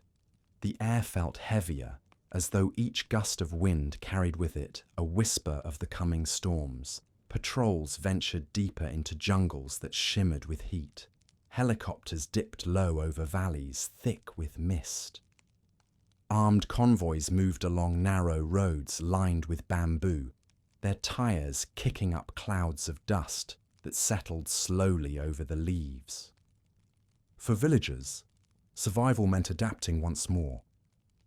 They tended their fields with watchful eyes, responding to each distant sound with instinctual caution. They learned when to seek shelter, when to travel, and when to stay still. They taught their children to walk quietly, to recognize the hum of approaching aircraft, to hide safely if unfamiliar soldiers appeared at the edge of their homes. Still, pockets of normal life persisted with gentle persistence. Monks continued their morning chants in cool stone temples. Women prepared meals of steamed rice, fish, and herbs fragrant with lemongrass. Men repaired wooden boats damaged by storms, their hands steady despite the uncertainty that surrounded them. Festivals took place in some villages, lanterns glowing softly as drums thumped in celebration of ancient traditions that refused to fade. But as summer deepened into autumn, a growing sense of inevitability hung in the air. The United States, now fully committed, began launching major operations throughout the South. The Viet Cong, strengthened by support from the North, responded with new waves of attacks. The jungles grew louder at night. The roads became more dangerous, and the space between hope and fear narrowed with each passing day. Across the land, elders sensed that the conflict had reached a turning point. They felt it in the way the winds shifted across the paddies, in the heavy silence that settled after distant artillery faded, in the uneasy glances exchanged during evening gatherings. Families prayed for safety, for guidance, for some sign that the future might still hold peace beyond the gathering storms. And somewhere deep in the central Highlands, where mist clung to the tops of ancient trees and the air smelled of damp earth and pine sap, subtle movements stirred once more. Soft footfalls, whispers carried on the breeze, the quiet gathering of forces preparing for moments that would soon shape the world's understanding of the war. As dusk spread across the land and fireflies drifted above the calm surface of rice paddies, a faint ripple of anticipation shimmered through the warm night, a gentle but undeniable hint that the conflict, already vast, was moving toward a scale and intensity that few could yet imagine, carried forward by the slow turning of history beneath the deepening sky. By the mid-1960s, the Vietnam War had entered a phase that felt vast and unrelenting, stretching across landscapes that had once known only the rhythms of planting, harvesting, and quiet evening gatherings. The arrival of large American forces changed not only the shape of the conflict, but the tempo of daily life itself. Everywhere, from the misty highlands to the winding delta rivers, the air carried new sounds, new tensions, and new uncertainties. Morning still broke gently across the land. Birds continued their songs. Dew glistened on the long blades of grass. But now, the serenity of dawn was often interrupted by the distant rumble of aircraft rising from bases near the coast. Their engines carved long trails of sound through the sky, echoing across valleys where farmers paused in their work to watch them disappear beyond the clouds. In many places, the presence of American troops grew so common that entire villages adjusted their routines. Soldiers walked through markets where vendors arranged baskets of fresh produce, water spinach, coriander, long beans, and small, fragrant limes. Children watched them with curiosity, sometimes waving shyly from behind their mothers' skirts. Some families welcomed the assistance offered by young men who came from faraway cities with unfamiliar accents, bringing medical supplies, canned food, and promises of protection. Yet in other communities, the sight of foreign uniforms stirred unease that could not be easily expressed. Families who had lived through colonial rule and earlier wars felt a deep instinct to remain guarded.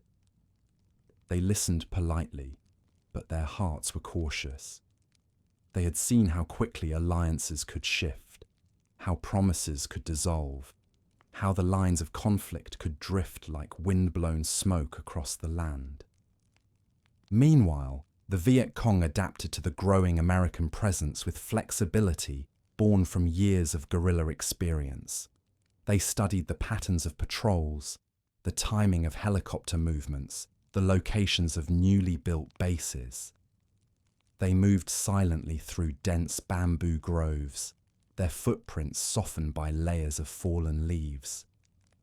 At night, they gathered in small groups deep within the jungle, planning operations by lantern light as cicadas droned gently above them. For them, the war was as much about endurance as strategy.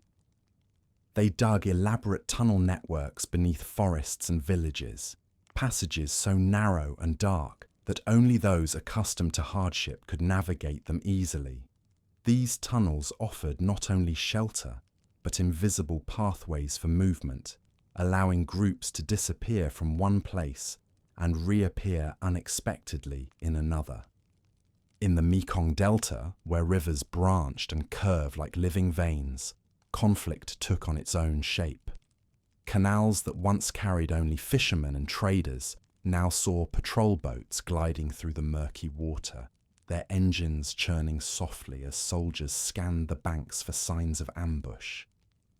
Villagers paddled carefully through smaller tributaries, their oars dipping silently into the water as they avoided areas known for sudden bursts of violence. Life continued, but with a watchfulness that clung to each decision.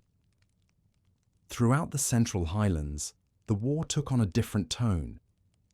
The thick forests, cool climate, and rolling hills offered cover and strategic depth.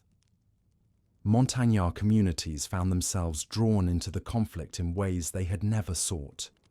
Their ancient traditions, ritual dances, communal gatherings, and harvest festivals now coexisted uneasily with new alliances, promises, and pressures from both sides. Some chose to work with American Special Forces, drawn by assurances of protection and respect for their autonomy. Others remained wary, trying to survive quietly amid influences they neither trusted nor wished to oppose openly.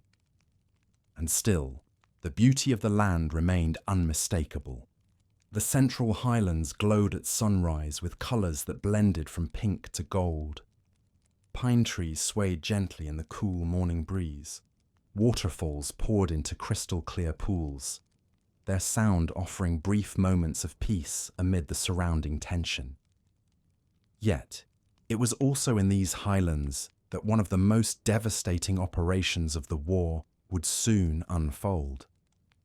In late 1965, the first major engagements between American forces and the North Vietnamese Army erupted in the Ia Drang Valley, a remote, hauntingly beautiful place where tall elephant grass swayed in the wind and distant ridgelines shimmered beneath the tropical sun. It was here that helicopters descended in great numbers, carrying troops into landscapes that felt both breathtaking and perilous. The battles that followed were fierce, leaving deep impressions on all who experienced them. News of the fighting rippled across the country. Some heard it in Saigon cafes buzzing with foreign reporters and anxious conversations. Others listened to radio updates while sitting on woven mats in dimly lit homes far from the front lines. And in remote villages, where information arrived slowly, rumours spread in waves that mixed fear, uncertainty, and distant echoes of realities unseen. Though the Ia Drang engagements were far away from many families, their significance was felt deeply. For the first time, the war had shifted into a scale that matched the growing commitment on both sides. It was no longer a conflict sustained by smaller battles and scattered skirmishes. It had expanded into something heavier, something that seemed to draw the world's attention with the weight of inevitability. In cities, life took on contrasting rhythms. Neon lights flickered over Saigon's lively streets, where restaurants served bowls of hot broth and fragrant herbs late into the night. Students studied by lamplight, preparing for exams even as distant explosions occasionally trembled through the air. Musicians played at small cafes, their songs blending melancholy with hope. From balconies, people watched the lights of passing helicopters flicker like moving stars. Yet beyond the city's glow, the countryside moved more cautiously through each day. Farmers listened to the earth, reading subtle signs in the wind. Mothers carried children indoors at the faintest sound of engines overhead. Elders prayed softly at family altars, burning sticks of incense that curled upward in slow, fragrant streams. The war's reach extended into every province, sometimes visible, sometimes only felt as a quiet pressure beneath the calm of daily routines. Reports of villages caught between opposing forces grew more frequent. Relief teams traveled to remote areas offering food and medicine. Teachers adapted lessons to the unpredictable rhythms of conflict, gathering children beneath trees or inside borrowed rooms whenever safety allowed. Hope continued to flicker in small ways. Families shared meals together each evening, savouring warm rice and vegetables from their gardens. Children chased fireflies in the early dusk. Neighbours helped repair thatched roofs after storms or guided one another across swollen rivers during heavy rains. The land's gentle traditions persisted, softly lighting pathways through uncertain times. And as 1967 approached, both sides sensed a shift in the air, a build-up of preparations, movements, and plans concealed beneath layers of quiet strategy. There were whispers of something approaching, something vast and coordinated, though few could grasp its full shape or its timing. The land itself seemed to hold its breath. The winds over the Highlands moved with a restless energy. The jungles whispered with subtle changes in nighttime sounds. Villagers noticed unusual movements along the roads at dusk. Soldiers on both sides felt an uneasy pull that hinted at a gathering storm, one that would soon break across the country in ways that would touch every home, every family, and every corner of the land. And as the final days of the year slipped away and lanterns glowed softly in windows, the warm night air carried a faint tension, like the barely perceptible tremor of distant thunder, hinting that a moment of immense consequence was quietly drawing near, carried gently toward the horizon by the slow turning of time. The year 1968 arrived quietly at first, wrapped in cool winter air that drifted over the highlands and across the rice fields with soft, lingering breaths. Villagers prepared for Tet, the Lunar New Year, with the same tender rituals their ancestors had practiced for centuries. Homes were swept clean, altars refreshed with new fruit and polished brass, and families travelled long distances so they could greet the holiday together beneath blooming peach blossoms in the north and fragrant yellow apricot flowers in the south. Markets glowed with colour. Vendors sold sweet candied fruits, glistening in small jars. Children begged for lucky red envelopes. Temple bells rang gently in the morning light, and for a brief moment, it seemed as though the war had loosened its grip, allowing families to breathe in the simple warmth of shared tradition. But beneath this fragile calm, an immense plan was quietly unfolding, one woven through months of secret movement, careful coordination, and long, hushed conversations whispered beneath the dense canopy of forests. North Vietnamese and Viet Cong leaders had prepared something vast, a nationwide offensive designed not just to strike militarily, but to shake the very confidence of the South and the foreign forces that supported it. The preparations moved like shadows in the dark. Messages travelled along jungle paths in coded phrases. Supplies were carried by foot and bicycle through narrow passes where the mist clung low to the ground.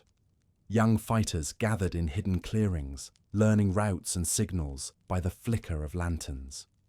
From the high mountains of the north to the mangrove swamps of the south, small groups quietly took their positions, blending into landscapes that had sheltered countless generations before them. In Saigon, the days leading up to Tet were filled with excitement. Families decorated their homes, lit incense for ancestors, and prepared feasts that filled kitchens with the aroma of simmering soups and caramelized pork. Many hoped the holiday might bring a temporary pause to the tension that had lingered for years. Even soldiers on both sides expected a quieter period, trusting in the long-standing tradition of reducing operations during the new year. Yet on the eve of Tet, as fireworks crackled faintly in some parts of the country and families gathered around warm meals, the first signs of the coming storm began to ripple through the night. In the early hours of January 30th and 31st, the calm shattered. Coordinated attacks swept across cities, towns, and outposts throughout the south, over 100 locations igniting almost simultaneously. The Tet offensive had begun. In Saigon, the city awoke to the sound of explosions and gunfire echoing between buildings. Families sought shelter wherever they could, beneath stairways, inside crowded rooms, behind sturdy walls meant for quieter times streets that had glowed with festive lanterns only hours before now filled with smoke, as fighters clashed near government buildings, embassies, and even the grounds of the presidential palace. Perhaps the most shocking moment came when a small group of Viet Cong fighters breached the outer grounds of the US Embassy. It was a brief, intense struggle, but its symbolic weight travelled far beyond the walls of the compound. News of the attack spread swiftly across the world, carried by reporters who had long made Saigon their home. Their voices trembled with urgency as they described what they had witnessed, the sense that no place, no matter how protected, was truly insulated from the war's reach. In the ancient city of Hue, along the Perfume River, the fighting became especially fierce. Hue, with its elegant citadel, moss-covered walls, and centuries-old temples, had always carried an air of quiet dignity. During festivals, incense smoke drifted above its courtyards like a soft veil, and poets once wrote verses inspired by the gentle curve of its riverbanks. But as the offensive swept into the city, that tranquility was broken. Streets filled with smoke, civilians hid inside homes whose doors trembled from distant blasts. The citadel, once a symbol of imperial heritage, became the center of a long and agonizing struggle. The battle for Hue lasted for weeks, leaving deep scars on the city and its people. Stories of hardship and loss spread slowly afterward. Families separated, homes destroyed, and lives forever changed. And yet, even in the midst of devastation, the scent of incense still rose from hidden corners, a quiet reminder of resilience that refused to fade. Across the countryside, the offensive swept through small towns, military bases, and provincial capitals. Government posts were attacked with startling coordination. Roads once quiet at night lit up with sudden bursts of fire. The Viet Cong moved swiftly at first, often catching defenders by surprise. But as days passed, Southern and American forces rallied, pushing back with overwhelming firepower. For many villagers, the days of the offensive blurred together in a haze of fear and uncertainty. They listened from behind shuttered windows, holding their children close as distant sounds rolled across the fields. Some fled into forests or along riverbanks, guided by the dim light of early dawn. Others waited silently for the chaos to subside, praying that their homes might remain standing. By the end of the offensive, though it had not achieved all its military aims, it shifted something deeper. The global perception of the war images broadcast across the world showed a conflict far more entrenched and uncertain than many outside Vietnam had believed. And in the United States, public opinion, already strained, began to turn with increasing urgency, questioning the cost, the direction, and the very purpose of the conflict. Meanwhile, for the people of Vietnam, North and South, soldier and civilian, the impact was more intimate, more immediate. Families searched for missing loved ones. Villages rebuilt homes from the remnants of broken walls. Children wandered through streets where holiday decorations still hung, faded and torn. Parents comforted them, trying to offer stability in a world that no longer felt predictable. Yet even after the offensive faded, the war did not slow. It continued to spread through forests, across deltas, and into mountains wrapped in low-hanging clouds. Both sides prepared for what would come next, their resolve hardened by what they had endured. As monsoon season returned, the rains washed over battle-scarred fields, softening the edges of damaged roads and filling the air with the scent of wet earth. Farmers returned to their work, guiding water buffalo through knee-deep mud as if to coax the land back into its familiar rhythms. Women repaired fishing nets beside the rivers. Elders swept the thresholds of homes that had survived the fighting, whispering quiet prayers for protection. And somewhere in the distance, across jungles alive with cicada song, through mountains layered in mist, along rivers that glimmered beneath the last light of sunset, the echoes of that immense offensive faded slowly into memory. But beneath the fading echoes lay something else. A shift so profound it lingered in the warm night air, hinting that the war, far from nearing its end, was entering a new, complex phase shaped by decisions and emotions that were only beginning to gather strength. As lanterns flickered to life across the land once more, their gentle glow seemed to reflect a nation poised between exhaustion and endurance, waiting for what the next turning of history would quietly bring. In the months that followed the Tet Offensive, Vietnam seemed to breathe with a weary, uneven rhythm, one shaped by both shock and quiet resilience. The offensive had swept through cities and villages like a sudden storm, leaving behind a landscape marked by both devastation and a deep, contemplative stillness. Families continued their daily routines, but something in the air had changed, as if the land itself carried the memory of those intense days and nights within its soil. Along the countryside, farmers stepped carefully through their paddies at dawn, guiding water buffalo with slow, practiced movements. The scent of wet earth rose beneath their feet. Birds called hesitantly from the tops of bamboo groves, their songs softer in the aftermath of so much noise. Though the land had been shaken, its ancient rhythms began their slow return. Rice stalks swaying with the breeze, irrigation channels filling with clear water, lotus blossoms opening gently to the sun. But beneath these rhythms, deeper shifts were taking place. In Saigon, The Tet Offensive had left an imprint on the lives of all who lived there.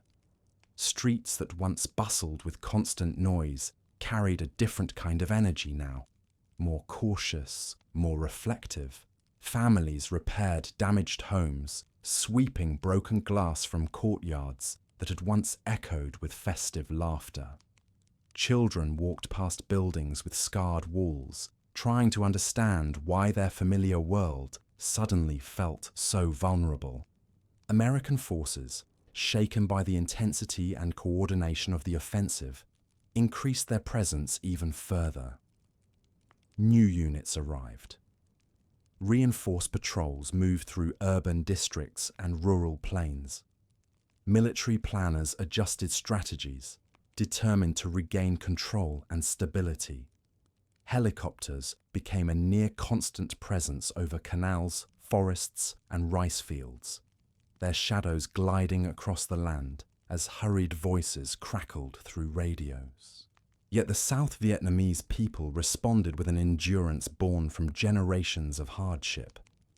Market stalls reopened, temples repaired shattered gates. Students returned to their classrooms, reciting lessons against the backdrop of distant rumblings. And at night, lanterns glowed in windows once more, casting warm light that softened the worry in parents' faces. Far from the cities, in the thick, humid jungles stretching along the central spine of the country, the North Vietnamese Army and Viet Cong adjusted their strategies as well. The Tet Offensive had demanded immense effort, and its aftermath required careful rebuilding. Deep beneath the forests, along narrow tunnels carved with bare hands and improvised tools, fighters moved quietly through the dark. These underground networks, some stretching for miles, were cool, narrow, and lit by the faintest glow of oil lamps. Here, messages were delivered, supplies stored, and strategies whispered beneath low ceilings of packed earth above ground. The jungle concealed everything with its dense canopy, weaving a tapestry of vines and shadows that murmured with the sound of insects and the distant call of birds. Meanwhile, across oceans, the United States shifted its approach. Public opinion had grown troubled by images from the Tet Offensive. Images of fierce fighting in Saigon streets, of cities like Hue caught in prolonged battles, of civilian suffering that echoed far beyond the borders of Vietnam. In living rooms thousands of miles away, families watched these stories unfold on flickering screens, their hearts filling with questions and uncertainties. Amid these shifting currents, American leaders debated new strategies. Some argued for escalation, others for negotiation. Plans shifted, counterplans emerged, and the tone of official statements began to soften. Conversations about peace with honor, withdrawal, and Vietnamization slowly reached the forefront, carried by voices seeking a way through the conflict that had become heavier with each passing season. In Vietnam, however, most families were focused on something simpler, more immediate, finding moments of calm in the midst of uncertainty. In rural hamlets, elders gathered beneath the shade of banyan trees, sipping tea and speaking softly about the changes they sensed. Approaching cicadas droned in the background, their rhythmic hum rising and falling like a steady breath. Children played nearby, chasing each other across dusty paths, unaware that their laughter carried a precious weight in times such as these. Fishermen along the central coast pushed their wooden boats into the surf each morning, the salt air thick with mist. Their nets shimmered with droplets of seawater as they cast them out into the open waves. Though the conflict raged inland, the sea remained constant, its rhythms ancient, its currents carrying both comfort and sorrow. In the Highlands, where rolling hills stretched toward the horizon in soft blue layers, villages continued their lives amid the towering pine forests. Women tended small gardens behind woven fences. Men carved tools from hardwood or repaired longhouses with careful craftsmanship. Even as the war crept into these remote regions with increasing frequency, the people held tightly to their traditions, finding solace in rituals passed down through countless generations. In the South, discussions of Vietnamization, a plan to gradually shift responsibility from American to South Vietnamese forces, began weaving their way into both military briefings and civilian conversations. The idea brought mixed emotions. Some saw the promise of greater independence and hope for a future without foreign troops. Others worried about whether the South was ready to stand alone against forces that seemed tireless and deeply rooted. American soldiers, too, felt the shift. Some had spent months or years in Vietnam, developing quiet bonds with the people whose villages they patrolled or whose fields they passed through each day. They shared cigarettes with farmers taking a break from their work, smiled at children who learned to mimic English greetings, and traded stories with local elders who offered cups of green tea in shaded courtyards. But beneath those moments, many carried a growing weariness, an awareness of how complex and elusive the conflict had become. For families on both sides, the war's shifting tide brought a tender blend of relief, apprehension, and longing. Letters travelled between loved ones with careful handwriting, speaking of hope, fear, and the promise of returning home. Parents watched their children grow more quickly than before, forced into early maturity by events unfolding around them. And amid the incense smoke rising from family altars, prayers for safety drifted softly through warm, quiet rooms at dusk. As 1969 and 1970 unfolded, changes in leadership and international negotiations signaled that the war's path was slowly bending. Talks began in Paris, though they moved with frustrating slowness. Days of progress, followed by months of stalemate. Messages travelled back and forth across the world, each one carrying the weight of countless lives still caught in the conflict's grasp. In Vietnam, the seasons continued their eternal cycle. Rains fell heavily across the deltas, soaking the earth until it glistened like bronze. Dry months followed, cracking the soil and filling the air with dust that settled softly on banana leaves and rooftops. And through it all, the people watched, waited, worked, and hoped. Something was shifting, not with the sudden force of an offensive, but with the slow, steady movement of distant mountains under decades of wind and rain. A change just beginning to gather form. As evening spread across the land and the first stars flickered to life above the quiet fields, a faint sense of approaching transition drifted through the warm night air. Gentle, uncertain, and patient, like the earliest ripple of a tide preparing to turn. By the early 1970s, Vietnam felt suspended between endurance and exhaustion, as though the land itself were holding its breath through each changing season. After years of intense conflict, the idea of peace, long distant, long fragile, began to feel slightly nearer, though the path toward it was tangled with uncertainty.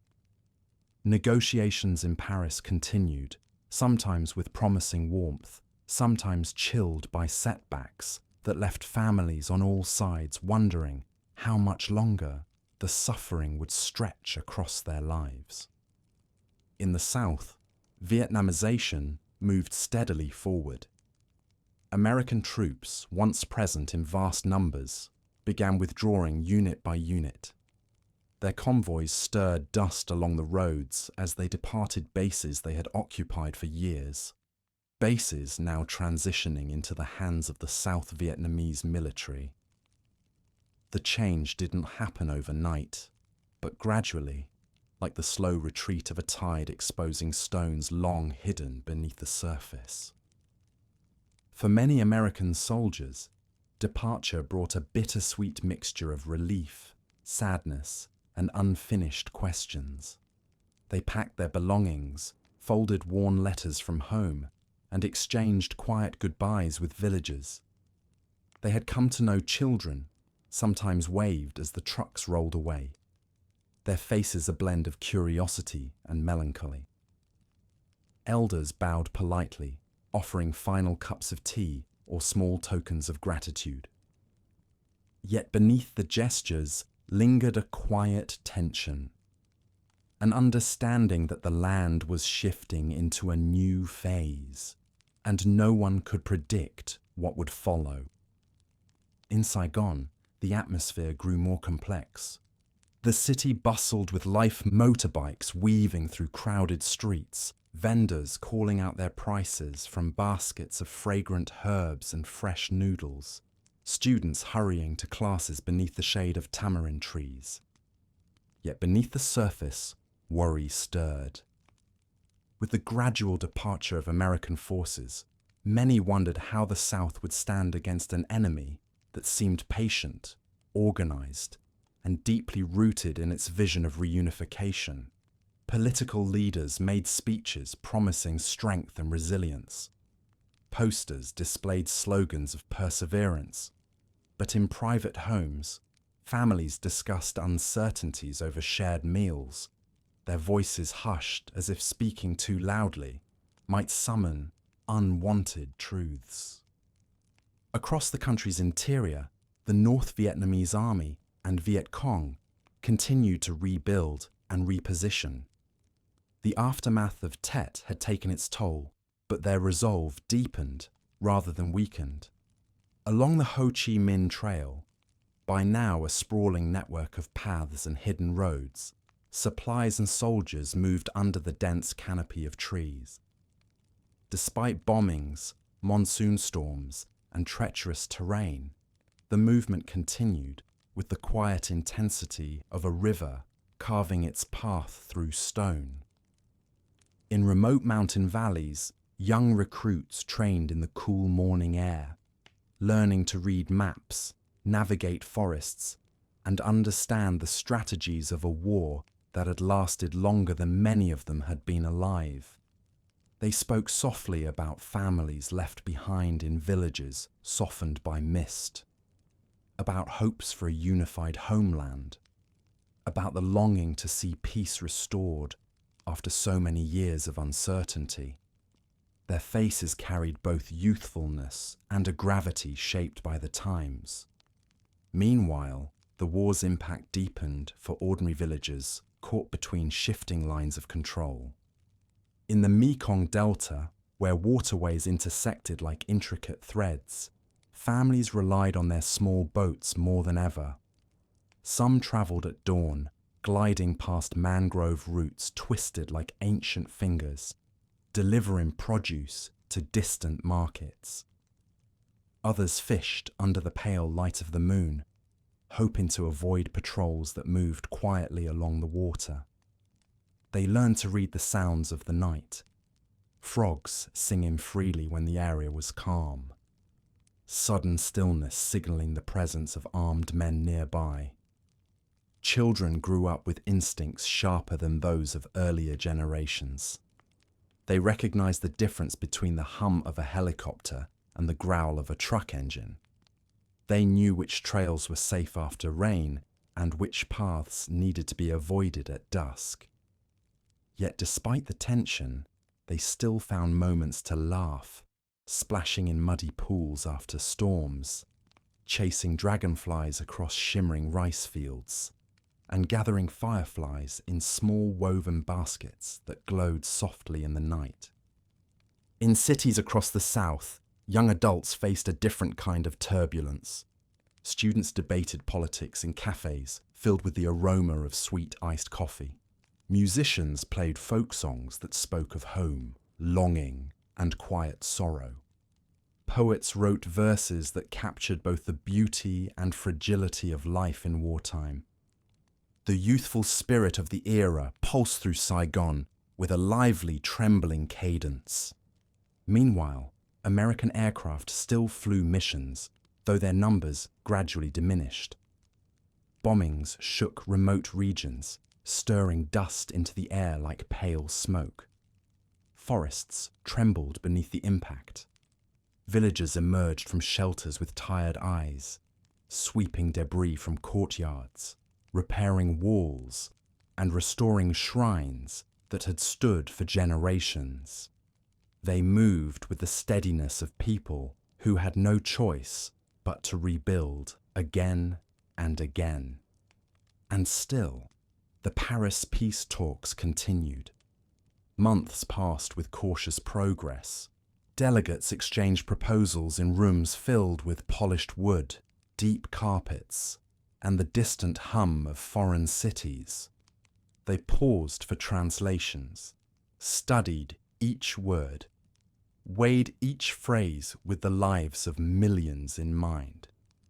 For the people of Vietnam, these distant negotiations felt both hopeful and fragile. Could peace truly be within reach? Would the guns finally fall silent? Would families long separated ever be able to embrace again? As the talks inched forward, the situation on the ground changed with subtle but unmistakable signs. By 1972, although American combat troops were largely withdrawn, the conflict surged again in the form of a major offensive from the north. A wave of coordinated attacks intended to test the South's strength in the absence of large American ground forces. The eastern winds carried the tension with them. Villagers sensed it in the hurried movements of soldiers. Farmers noticed it in the sudden appearance of new checkpoints along familiar paths. Women felt it in the quiet warnings exchanged during market hours. When the offensive began, the land once more trembled with the weight of advancing columns and pounding artillery. Yet unlike earlier years, American support came primarily from the air, jets sweeping across the sky, leaving faint trails against the clouds. South Vietnamese forces fought with determination, strengthened by years of preparation. The battles were fierce, stretching across plains, mountains, and narrow roads lined with ancient trees. In some towns, families fled to safer areas, carrying their belongings in baskets and cloth bags. In others, communities huddled together in makeshift shelters, whispering prayers as distant thunder shook the ground.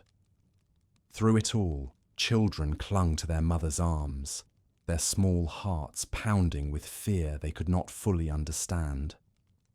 But when the waves of fighting finally subsided, a new clarity emerged across the war's landscape. The conflict was nearing a crossroads. The Paris Peace Accords, signed in early 1973, brought a moment of collective exhale. Ceasefire lines were drawn, prisoners were released. American forces withdrew completely, leaving the South to stand on its own. Families lit incense at altars to thank their ancestors for guiding them through such troubled years. Elders bowed their heads in gratitude as prayers drifted upward like warm smoke toward the quiet night sky. Children listened to their parents speak of hope, of the future, and of dreams long deferred. And yet, even as peace was proclaimed, the land knew that the agreement was fragile. It fluttered like a thin paper lantern in a sudden wind. Lovely, delicate, and vulnerable. For though the guns had calmed somewhat, the deeper struggle between North and South remained unresolved. The air still carried a subtle tension. like a distant chord left unresolved in a gentle song, hinting that the story was not yet ready to rest. And as dusk settled across Vietnam, over mountains softened by drifting clouds, over rivers glowing faintly beneath the fading sky, over cities humming with restless energy, a quiet awareness lingered in the warm air that the land, though longing for peace, might still face another turning before it could finally breathe freely once again. The years after the Paris Peace Accords settled over Vietnam like a hesitant twilight. Neither full night nor approaching dawn, but something fragile, suspended and trembling in its uncertainty. The ceasefire, written in firm strokes of ink on distant papers, wavered almost immediately in the warmth of the Vietnamese sun. Along the countryside, villagers sensed this fragility as clearly as they sensed changes in the weather, a tension in the air, a stillness in the forests, a quiet murmur in marketplaces where worries slipped into conversations as softly as the breeze. In towns across the south, people tried to embrace the promise of peace. Children played again in dusty schoolyards where bullet-scarred walls had been recently patched. Markets reopened with renewed energy, stalls overflowing with bananas, fresh herbs, sweet potatoes, and the comforting scent of steamed rice. Buses rumbled through Saigon streets, crowded with motorbikes and rickshaws, weaving through the morning bustle. Shops displayed fabrics dyed in brilliant reds and golds, their colours vivid even in the muted haze of the humid air. Yet beneath this surface, uncertainty lingered. South Vietnamese families whispered among themselves about the future, whether the ceasefire could hold, whether their sons would be called again to the front, whether the doors to peace might close as suddenly as they had opened. Some felt cautious hope. Others found themselves unable to believe in promises after so many years of shifting tides. The government in Saigon sought to strengthen its position, rebuilding forces and shaping new policies meant to bolster stability. Soldiers trained beneath the sharp sunlight on parade grounds, their boots raising soft clouds of dust. Firecrackers from local celebrations echoed faintly across the city, mingling with the distant hum of traffic. Officials delivered speeches filled with confidence and conviction, hoping their words might steady the wavering hearts of millions. But alongside these efforts, resource shortages grew, morale weakened, and tensions rose in ways that could not be hidden from the people who lived with their effects daily. Families waited in long lines for fuel and food. Teachers spoke quietly about the strain on schools and communities. Elders shook their heads with worry as they listened to late-night radio broadcasts whispering of small clashes flaring along roads and riverbanks. Meanwhile, in the north, workers and soldiers moved with steady purpose. Factories laboured through long hours, producing supplies for the future they believed was approaching. Trucks rumbled along the familiar routes of the Ho Chi Minh Trail, by now rebuilt, reinforced, and threaded through thick forests, like a resilient, pulsing artery. Young recruits trained with a determination born not from anger, but from the belief that their homeland's long journey toward reunification was nearing its final stretch. In quiet strategy rooms far from the front lines, maps were studied, plans refined, routes considered. Leaders spoke calmly yet firmly, aware that the moment to act was drawing closer. The land, long scarred by conflict, seemed to sense the weight of these decisions. A faint stirring in the cool morning air, a tension in the stillness of the night. Across the central Highlands, the war's return could be felt, long before it was officially acknowledged. Villagers noticed unfamiliar footpaths forming in the underbrush. Roads once quiet grew busier with movement after dusk. The distant, rhythmic thump of artillery, though far away, carried faint vibrations that unsettled animals and sent birds fluttering nervously from their perches. The final push began quietly. Throughout late 1974 and early 1975, pressure intensified across multiple provinces. At first, it appeared as small engagements, brief, localized clashes that villagers hoped might fade like passing storms. But soon, the pace quickened. Northern forces advanced with a speed and cohesion that surprised many in the south, moving along roads once thought secure, crossing rivers that had long served as natural boundaries. Reports reached Saigon quickly, carried by radio, by hurried messengers, by families fleeing areas where fighting had erupted. Each story carried a tremor of urgency. A checkpoint overrun, a district capital abandoned, a garrison unable to hold its ground. In households throughout the south, the worry deepened. Parents gathered their children close during evening meals, speaking softly of plans and possibilities. Neighbors exchanged quiet warnings, urging one another to prepare. Young men looked at their uniforms folded in wooden chests and wondered what choices lay ahead. The cities closest to the advancing northern forces felt the tremors most acutely. Hue, Da Nang, Buon Ma Thuot, each place with its own history and rhythm, found itself swept into the accelerating tide of events. In Buon Ma Thuot, the fighting sparked with sudden intensity. Families fled through dusty streets, carrying only what they could hold in their arms. Shops shuttered quickly, doors swinging shut with soft, trembling thuds. Smoke rose in thin spirals above rooftops as the thundering echoes of artillery filled the air. When the city fell, it signaled more than a military victory. It revealed how vulnerable the South had become. A wave of fear swept across nearby regions, prompting mass evacuations.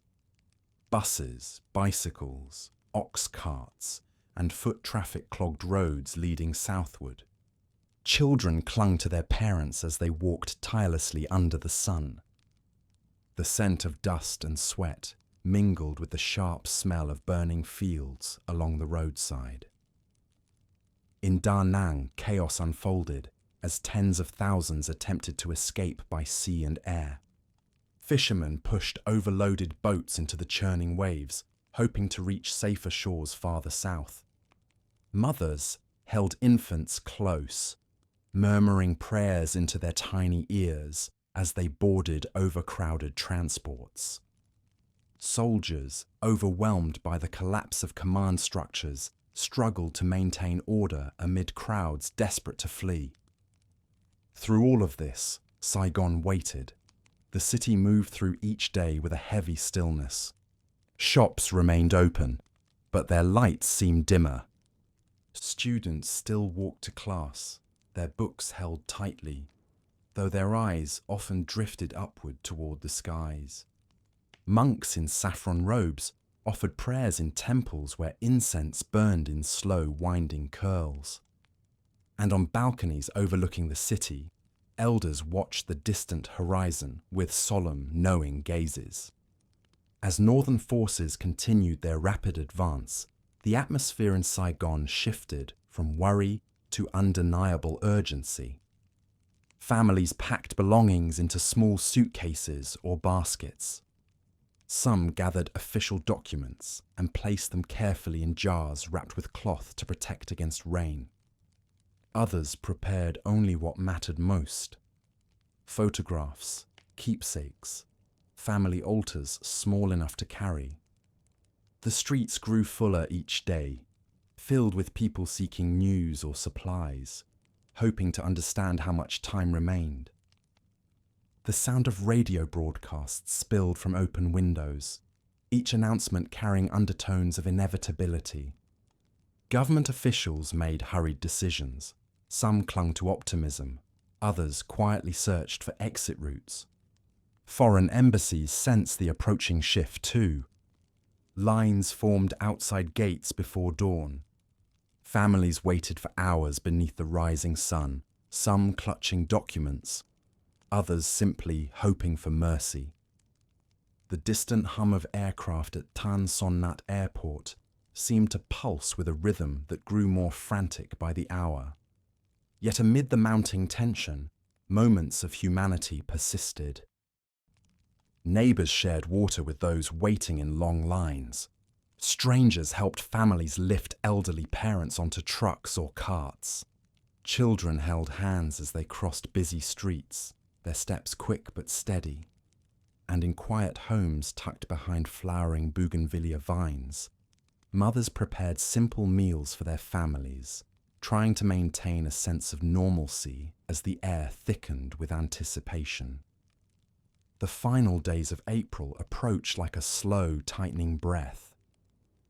Northern forces closed in on the outskirts of Saigon, their progress steady and determined. The sounds of distant explosions drifted across the city, faint but unmistakable. Helicopters trembled through the sky, their rotors beating heavy, urgent rhythms that echoed off the tall buildings. Papers fluttered through the streets, stirred by sudden gusts of wind. Dogs barked at unfamiliar noises. Lanterns swayed slightly in open windows. And as dusk spread across the city, casting long shadows over crowded streets and quiet alleyways, a deep, collective awareness settled over Saigon. A realization that another turning of history was just beyond the horizon, moving closer with each passing heartbeat, carrying with it the promise of an ending and the beginning of a new, uncertain dawn. The final days of April 1975 unfolded over Saigon with an uncanny stillness, as though the city were moving through the soft, suspended haze of a dream. One hesitates to interpret dawn. On those mornings carried a muted glow, its pale light washing gently over rooftops, rustling palm leaves and narrow streets already stirring with quiet urgency. The air felt heavy, not with heat alone, but with the collective breath of millions poised on the edge of a moment that would shape their lives forever. Families rose early, long before the sun fully crested the horizon. Some prepared food in silence, their hands steady though their hearts raced. Others stood near windows or on balconies, listening for distant sounds, rumbling engines, the faint thud of artillery, or the low, trembling pulse of helicopters passing overhead. Children sensed the tension, moving close to their parents as they watched grown-ups whisper hurried conversations they couldn't fully understand. Just beyond the city's edges, northern forces moved closer with every hour.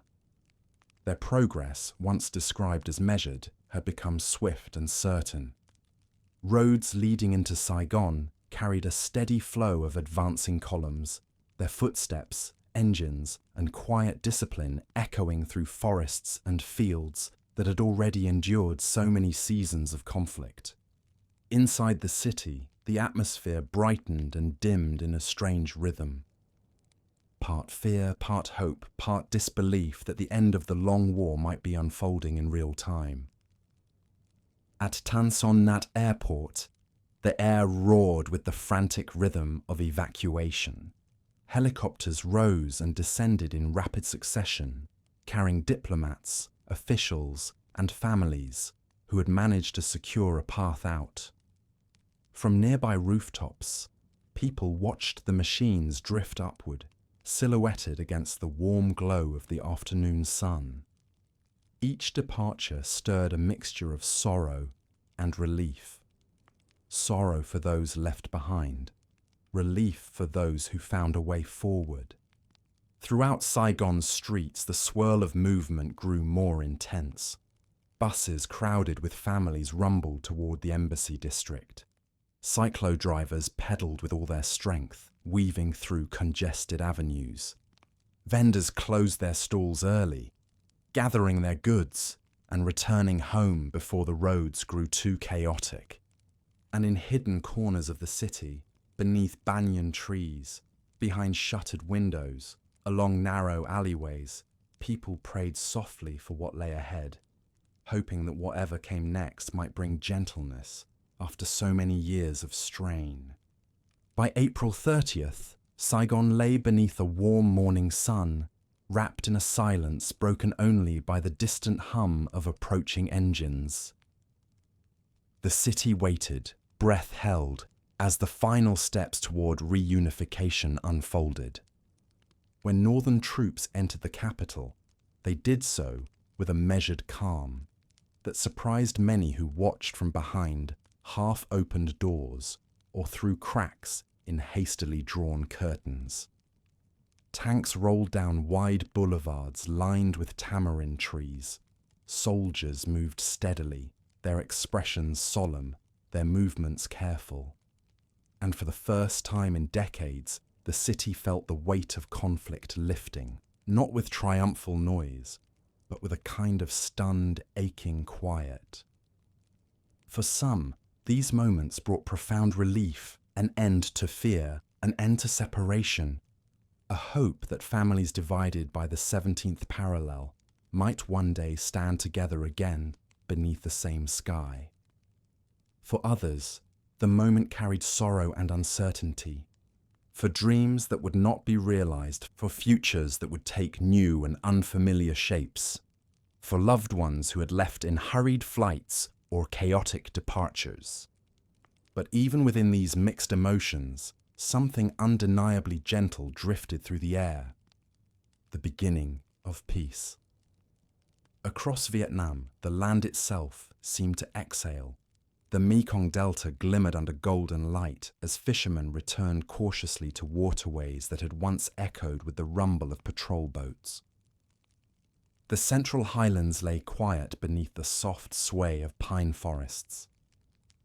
Northern villages, long accustomed to hardship, paused in stillness as families gathered under the calm evening sky to hear the news carried on radios. And in the ancient city of Hue, where the perfume river reflected the pastel hues of late afternoon, the scent of incense drifted once more across moss-covered courtyards, mingling with soft prayers offered for loved ones, for ancestors, and for the fragile new era unfolding before them. Reunification brought its own challenges. In the months and years that followed, families faced the complicated work of rebuilding, replanting fields, reopening shops, mending damaged homes, reconnecting with relatives separated by distance and circumstance. Daily life returned slowly, like a hesitant bird stepping back toward a familiar perch. Markets reopened with baskets of fresh herbs and warm rice cakes. Children who had grown up surrounded by the sounds of conflict began learning in classrooms where the chalk scraped softly across blackboards once again. Monks chanted morning prayers in temples where dust had settled in thick layers during the final months of the war. And across the countryside, farmers bent once more over fledgling rice shoots, guiding water with practiced hands, ready to coax new life from fields that had endured so much. The land, patient and cyclical, offered gentle reassurance seasons would return, harvests would rise, and the quiet resilience of the people would outlast even the deepest wounds. Yet the memory of war lingered in subtle ways. It lived in the sighs of elders who stared long into the distance before speaking. It flickered in the candlelight at family altars, honoring those who never returned.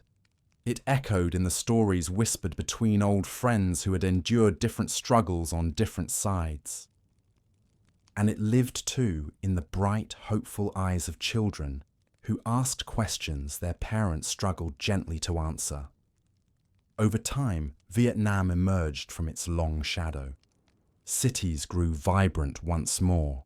Roads connected places once separated by conflict. Tourists returned to explore temples, markets, and landscapes shaped by centuries of culture. Rice fields flourished beneath warm sunlight. Boats drifted peacefully along the Huang River, their lanterns flickering softly at dusk.